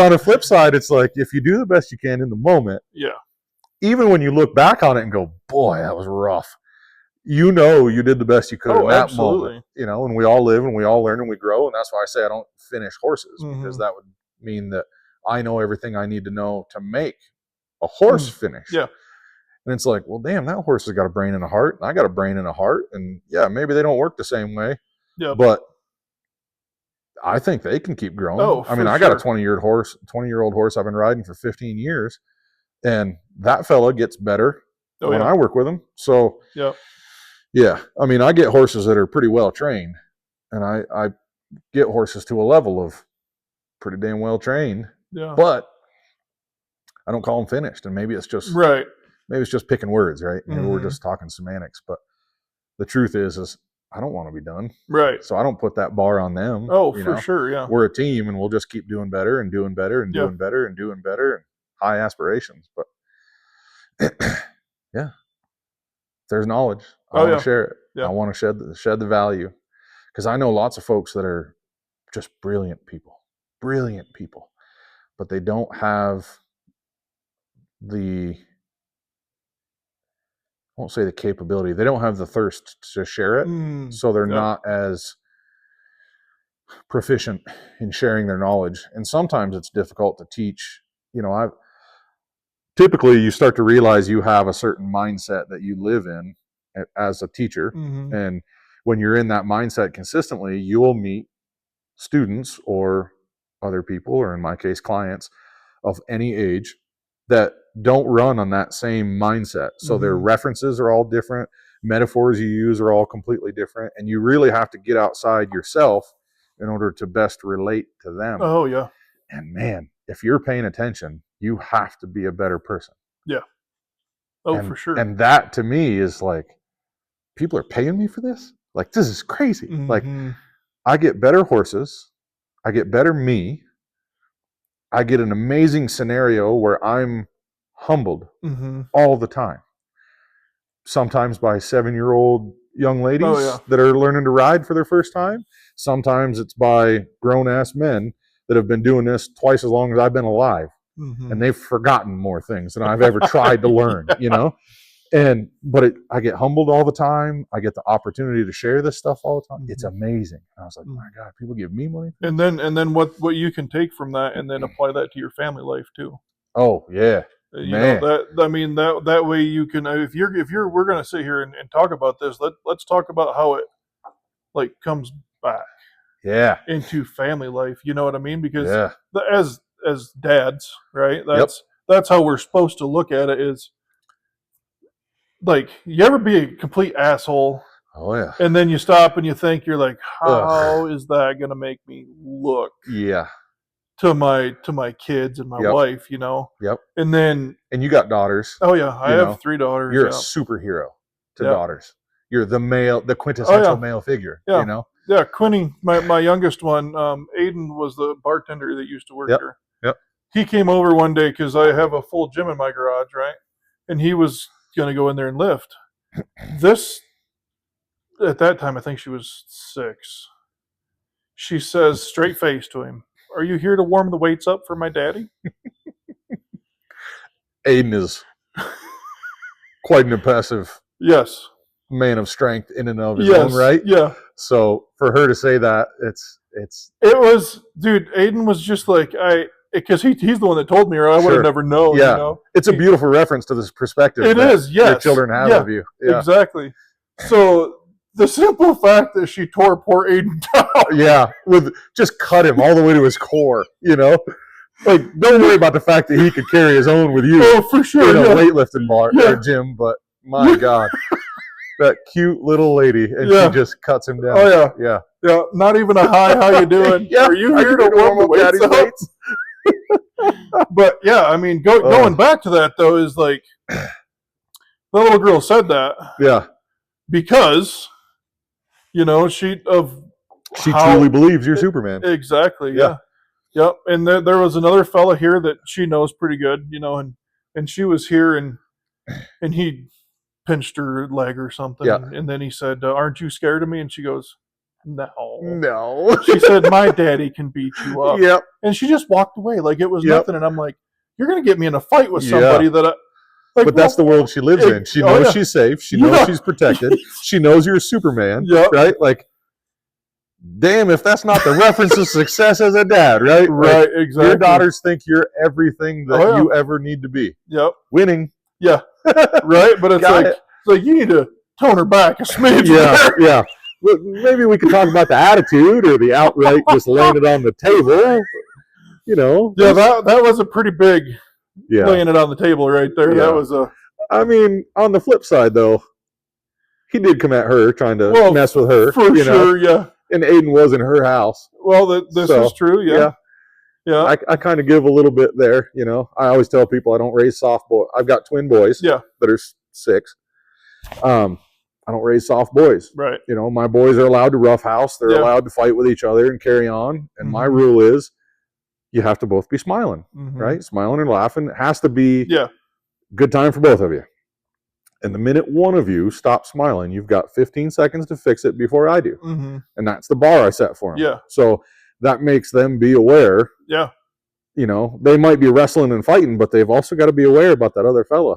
And, you know, keep tabs on it. And I don't raise soft boys. Yeah. So when they go to school and there's other boys their age, you know, they'll try and roughhouse with them. Now, they are absolutely expected to follow the rules, and if they're not allowed to roughhouse and they're told to stop, then they need to stop, and all those things. But I don't raise soft boys, you know, and especially with them being twins, man, they're proficient. So if you want to get a hold of one of my boys, you better be ready, because they're proficient. And if you're an only boy, you know, in your family. I'm not saying my boys are the best fighters on the planet, but they're proficient at throwing bodies their size, you know. So like you're gonna put some work in, you know. Yeah, that's just I mean, you can go back to Kenzie. Like I have raised not soft girls, at all. Like, she's a wonderful example of how to be a lady and not be soft. Oh, for sure. Yeah. Like she's great. We joke with her and say that she has resting bitch face, right? Because sure. She does. Like you look at her and she's just the whole serious. Time. But that brain is always spinning on the inside. You better believe it. And she doesn't miss a single thing. No. And Cadence, I explained Cadence as a honey badger. Oh, sure. Yeah. Because that little girl, it does not matter how big you are. It doesn't matter anything, bro. She'll take you on. And if she's got that, to put it in layman's terms, the fuck you attitude. You know, to where I'm going to say what I want. And I don't much care if it hurts your feelings. And it's like, and she's sarcastic as hell. Just like I am, right? So if you fire off at her, she's there already. It's right back, and it's going to piss you off. Just a little, because you're fighting with a child now. Exactly. Yeah, buddy. But you got to go through that role too. You got to go through the sarcasm role with your kids, and you got to play every role. Because you got to watch yourself, because if you do something wrong, right, and you don't sense it, well, the kid's gonna. Oh yeah, how's that gonna play? Exactly. Yeah. So you, like, as a dad, you really gotta pay attention to your bullshit. Oh yeah. Like if you want to put it more layman terms, to your bullshit. And the one thing that I've always taught any of my daughters is you respect your mother no matter what. Always. I don't give a shit how you talk to me. Like there's going to be a point in time where I'm going to ask you if you're ready to go to that step. But you respect your mother at all times, and this is how your mother you should be. So what you're trying to do with them is you're trying to teach them how you want them to be treated. Absolutely. When they get older. Correct. You know, when they're in that situation. Because if you're an asshole to them, I'm gonna tell you what, Dad's not too far away.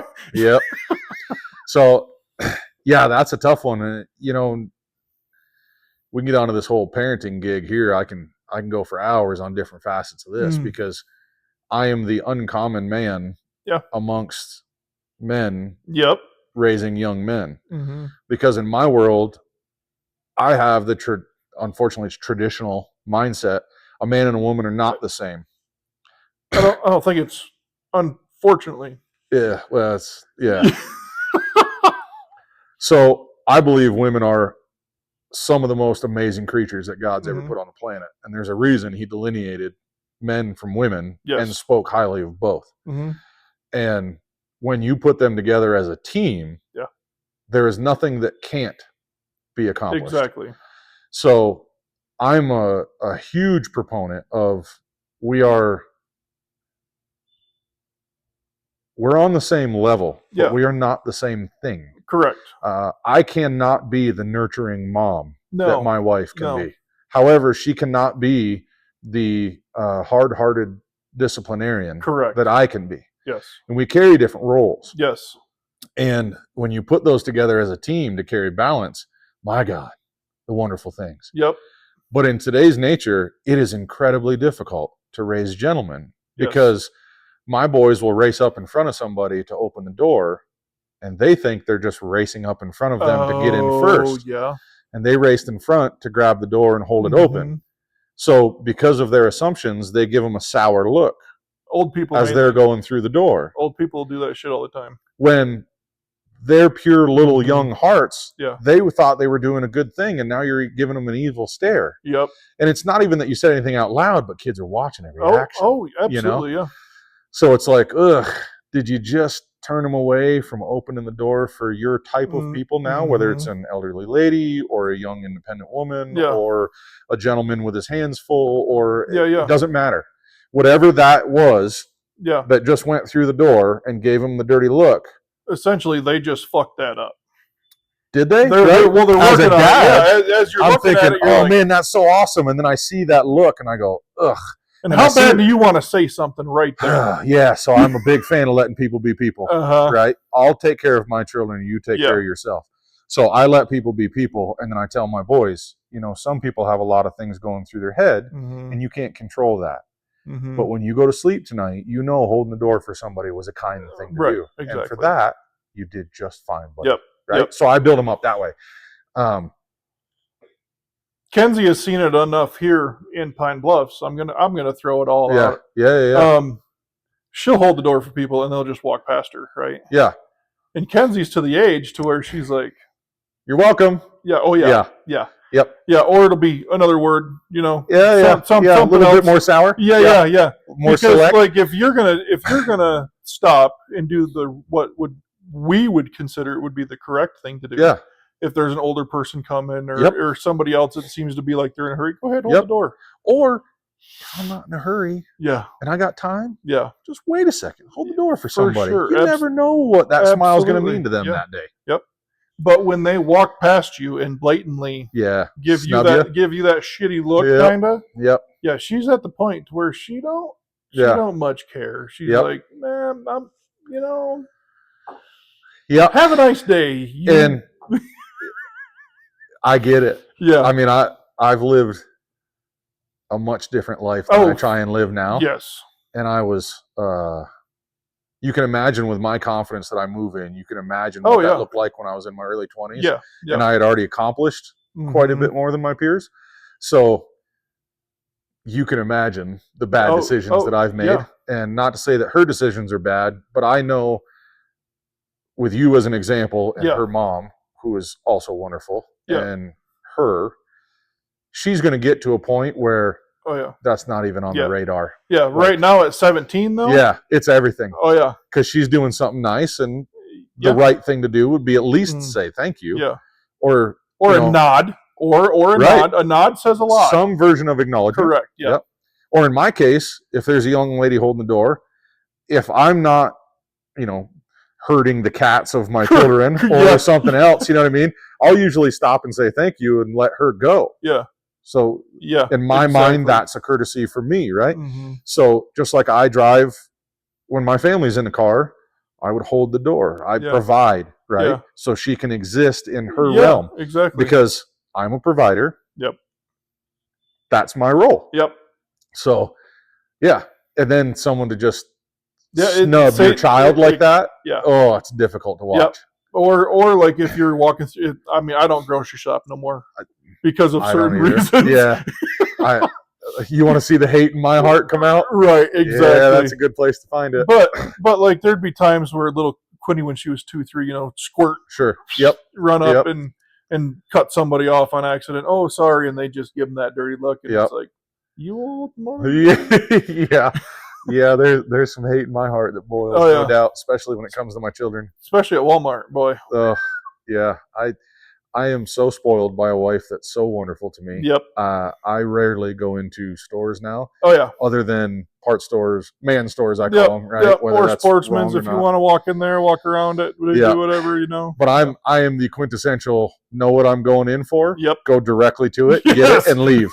I'm that guy. Yeah.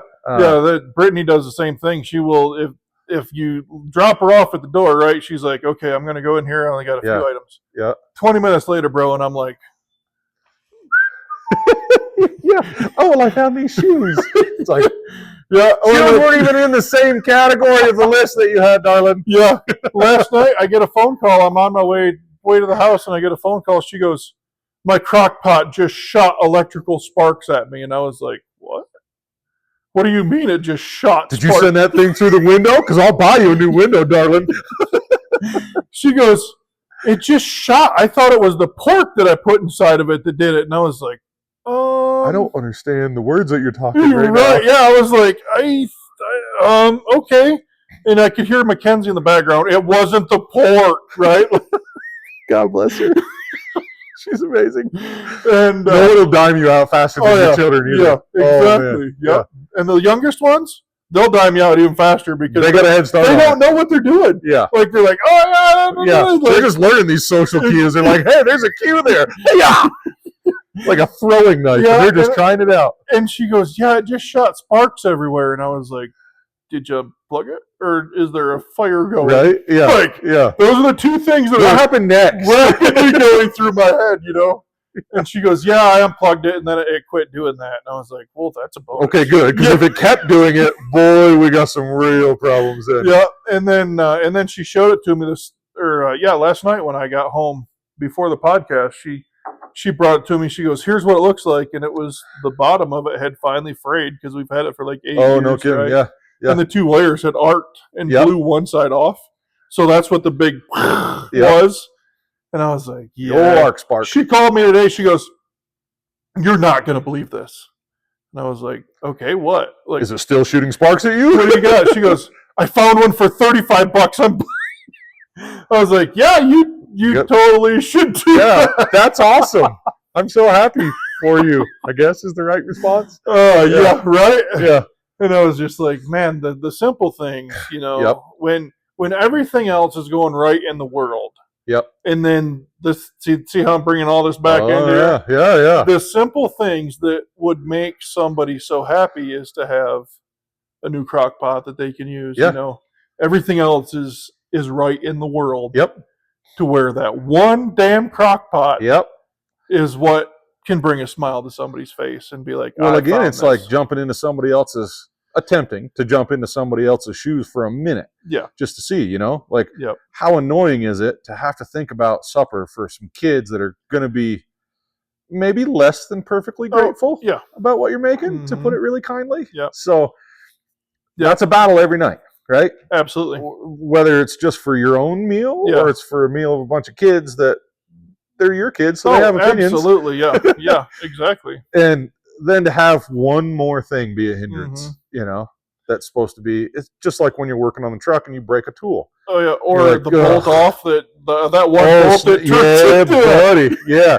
You're 8 hours into a 45-minute job and you're wondering why you exist in life. And then the wife comes out, she goes, how much longer? How much longer? You're like, you just want to throw the whole truck at it. Exactly, yeah.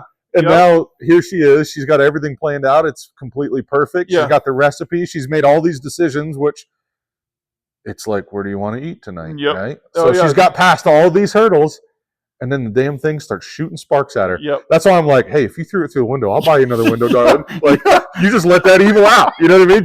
Don't even hold on to it. Let it go. Yeah. Let it go. Yeah. We'll get through the troubles afterwards. I understand completely. Yeah. And then you wonder why a grown man doesn't punch everybody in the face every day that has a cross look at him.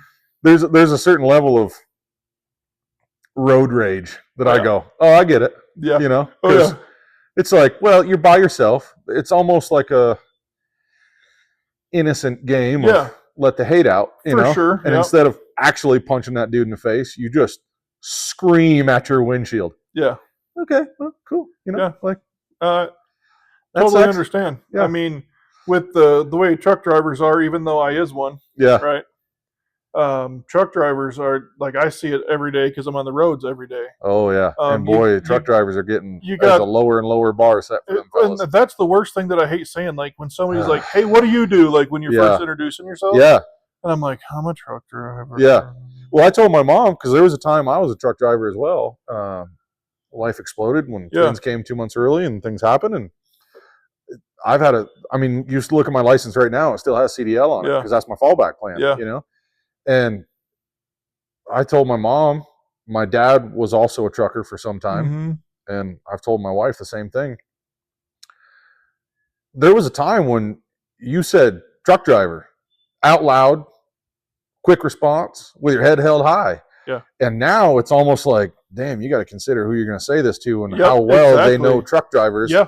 Because if you're just the same guy that they see throwing piss bottles and bags of shit on the side of an on-ramp. That's a great way to explain it, yep. Who wants to be shitting on the side of the on-ramp. Yeah. I mean, it's one thing if you're going to like actually take time to get off on an on-ramp and stop and get out and take a piss. Like, let's be real. Yeah. Whether you're in a car, a semi, whatever, we all do that. Oh, yeah, for sure. And especially in Wyoming, there's lots of opportunity. Exactly, yes.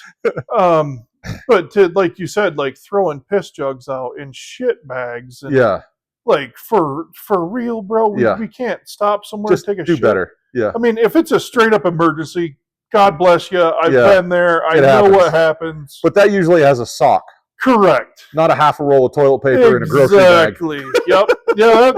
Exactly. You know, like, if we're going to get gross all the way down to the analyticals of it, emergencies don't happen with all of the preparedness cues. For sure, yeah. Yeah. And those are the same guys that cut you off on the interstate because they're not paying attention. And they drive with their leg up by the steering wheel, bro. Like, and they're weaving all over the lane. And you know, I ride a motorcycle thousands of miles a year. Yeah. And the most dangerous thing on the interstate is other semis. Yes, sir. So that's a problem. Yeah. It used to be you'd come up on a semi, the only thing you had to worry about is the aerodynamic effects of it. Yeah. You know, the bow wave off the front Yeah. and the vacuum underneath the trailer. Used to be those were the only things you had to worry about, or the debris kicking out of the back tires. Yep. Not anymore. Now I got to worry about that guy not paying attention and driving me right flat out off the road. You'd almost feel better passing on the right shoulder, honestly, because they never go that way. They always go over the center lane. Yeah. Like. Yeah. And I'll tell you right now, like I've seen some semis just driving down the passing lane in high winds because when the wind's coming from their left and it pushes them into that, at least they're still on the interstate. There's versions of that I can understand and almost be sympathetic to.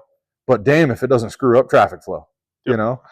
So it's like, well, there's maybe if you're at that point, bud, you should have hazard lights and got off the damn interstate or parked it for a minute and see if the weather's going to change or something. Sure. Because is it safer to have orange triangles out than absolutely, being 45 miles an hour slower than traffic in the passing lane? Yep. Which one's a bigger hazard? Yeah, you're right. I mean, let's be real, and that's why a lot of other semi decision makings. I'm trying to figure out how to properly word this. The diversity in cultures of drivers. You already know what I'm thinking. Yeah, man, I know where you're going because I see it every day. Yeah, you know, every day. Yeah, which thank God Trump just passed a law for that. He actually I'm not aware at all. What is it? Oh, he just passed a law that every trucker must read and write English and speak it. No kidding. Yep. Not mad at that. Executive order, actually. Yeah, not mad at that. In Europe, I'm not mad at that either. Yeah. So we have a lot of one of the unique things about the U.S. is we have a lot of signs that are written. In Europe, because they already have such a the real melting pot of languages, and they're all symbolic. All the signs are symbolic, typically, with very minor changes with numbers and the kilometers per hour abbreviation. Most of them are symbols. Oh, yeah. So you can reference it right off the bat. So when you take the test, forgive me, my knowledge, firsthand knowledge is decades old, but when I took the test, I had to know all of them. Like, you can't miss any. Yeah.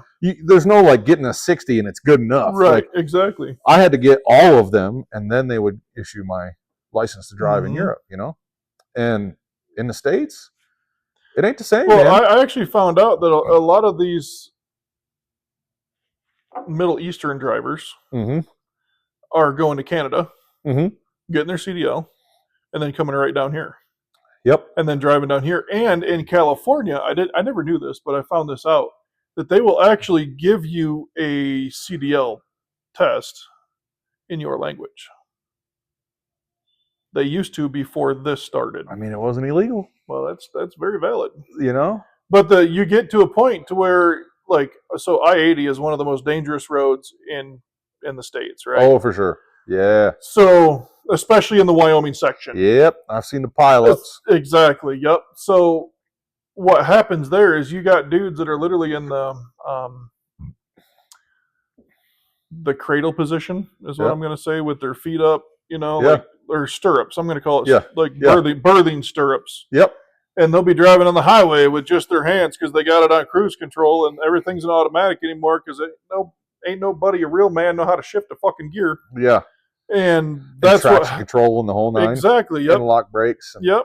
Yeah. Yep. And none of the trucks nowadays have actual lockers to help them out of a situation if they get into a situation. Yep. So they just let the computer do the thinking. Exactly. Yeah. But what happens is that they're coming up, right? And it turns, because here in Wyoming, it'll turn straight to shit. Yeah. It's like a wall. Like somebody flipped a switch. Now you're in it. Yep.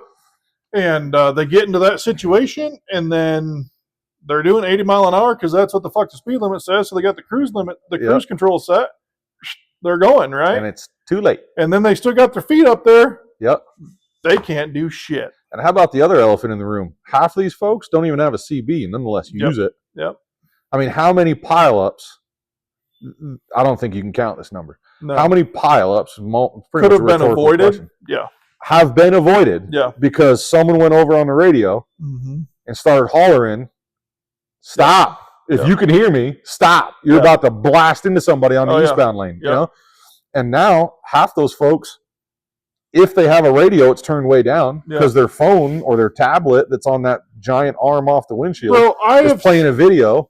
Or some kind of podcast, or whatever, and they're totally focused on that. And now all of a sudden they're in it, and they have to catch up on their awareness level, and their capability level is already reduced because they trust the computer to do all the decision making for them. So, it's a bad deal. I've seen dudes literally driving down the freeway. This is no shit. I seen one guy that had a laptop duct taped to his fucking steering wheel. I've seen people literally reading a paperback book while they're driving down the road too. Yeah. I liken those pretty much the same thing. Yep. It's one of the most ignorant things you can do. Yep. You're driving a 3,000-pound missile in a car, right? Yeah. Minimum. Oh, for sure. It's probably a 3,000-pound missile at 80 miles an hour if you're only doing the speed limit. Right. And then it only gets worse from there. My truck is like 9,200 pounds or something like that. It's pretty close to that. Yeah. And then I know I'm 15.3 with my flatbed trailer when it's empty. Yep. So. Yep. So you look at like a set of doubles hooked to a semi, hooked to my semi. We'll go with all my shit, right? Mm-hmm. A set of empties with the tractor is 39,480. That's empty. That's 40,000 pounds of base level missile flying at you at 80 mile an hour. Yep. And granted, anymore, like we can get those to a stop pretty fucking quick if we have dry traction and everything's perfect. Yep. Right. Everything's quicker perfect. If you're loaded. Yeah. Oh yeah. And anti-lock is working, and the wind doesn't blow it off the center line. Yep. Because you've got the extra hinge point, which is a wild level of dynamics. Yep. Yeah, you ain't backing them bitches up without trying it again. I promise you. Yeah. You're pulling into every pump you get fuel from. Yep, exactly. Yeah. Man. Yeah. And then you see FedEx laying in the ditch blowing over. Well, it's just a thing. If you really want me to hate on logistics companies, though, around here it's the Postal Service. Oh, for sure. I'm not going to disagree with you. 45 places I've received, 45 different states I've got mail in. And for one reason or another, sometimes just once, but I've never had a postal system fail as bad as this one does. It can make it to Cheyenne from anywhere in the world in 3 days or better. Yep. And it takes 3 days to get from Cheyenne to my house. And it doesn't make it to my house. They give an undeliverable slip in my mailbox because they just make up an excuse. Oh, for sure. The snowdrift is too high. They're talking about a mailbox. I got a giant mailbox. You can fit a cat in there, right? Like a small dog. You got a corgi? We can stuff a corgi in my mailbox because it's big enough. But it's undeliverable because my wife's new toothbrush that she ordered, they don't want to deliver it. Yeah. 3 days later. Yeah. So, yeah. The U.S. Postal Service out in these areas, it's a disaster. It's a little lacking, to say the least. Then you got people that just don't give a shit about their job anymore. And basically, bro, it all comes down to work ethic if you want to get technical with it. Like, it doesn't matter if they don't, like, they just don't give a shit to do their job. Yep. It's the same thing with the truckers we were just talking about. The ones that we have the most heartburn ones with are the ones that are most nonchalant about the standard. You know, the people at the post office, they're fighting a system that's built to fail. Yeah. And then on top of that, there's not a lot of shining diamonds. Oh, for sure. You know, like people say, oh, they do great work and they work hard on Christmas. And it's like, okay. What about the rest of the year, right? Like, what if you had a farmer that was like, oh, yeah, he worked really good during harvest, but he's getting 3 bushels an acre because he didn't do anything the rest of the year. He didn't calibrate his machine. He didn't plant to a certain depth. He didn't make sure it was quality seed. You know what I mean? Like, he just didn't do anything the rest of the year. Right. But in harvest season, he worked really hard. It's like, cool. Yeah. So, I don't know.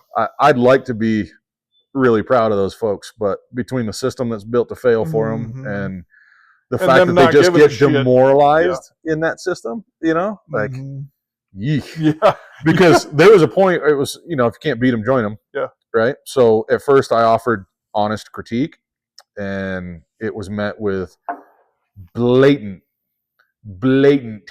hate. And I was like, oh boy. Yeah. So that's not the system. That's people. That's straight up. Yeah. Yeah.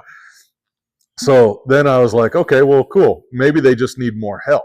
Yeah. So I was like, what would it take for me to be a mail carrier here in this post office to serve the same area that I have trouble with? Sure. Did you want more or no? Yeah. Okay.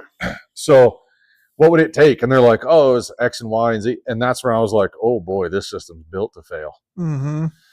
So yeah, that's where my real disdain. I just laugh at FedEx for falling asleep in the median, but and by falling asleep, I mean dumping trucks over because they're driving in too high winds. Yeah. For people that don't understand what that means. So there's a lot of things when it comes to high winds, right? I feel like we should kind of dive down that little area. Sure. First, we should probably describe high winds. We had mentioned it before. Yeah, we did kind of.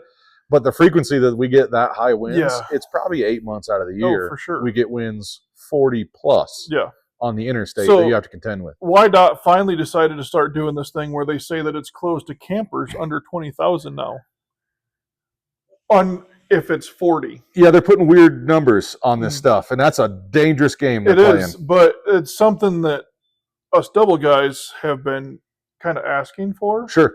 Well, it's a wild game of commerce, right? It is, yeah. Because you don't want to get people out of I-80, scare them away from I-80, because then all the money they bring along the way. Yep. So, but on the same token, you don't want me as a professional truck driver, right? I don't want assholes out here that can't do their job proficiently, and I'm the one that's got to deal with it. Yeah. If they're like constantly swerving due to the wind, because I do see that a lot. Oh yeah.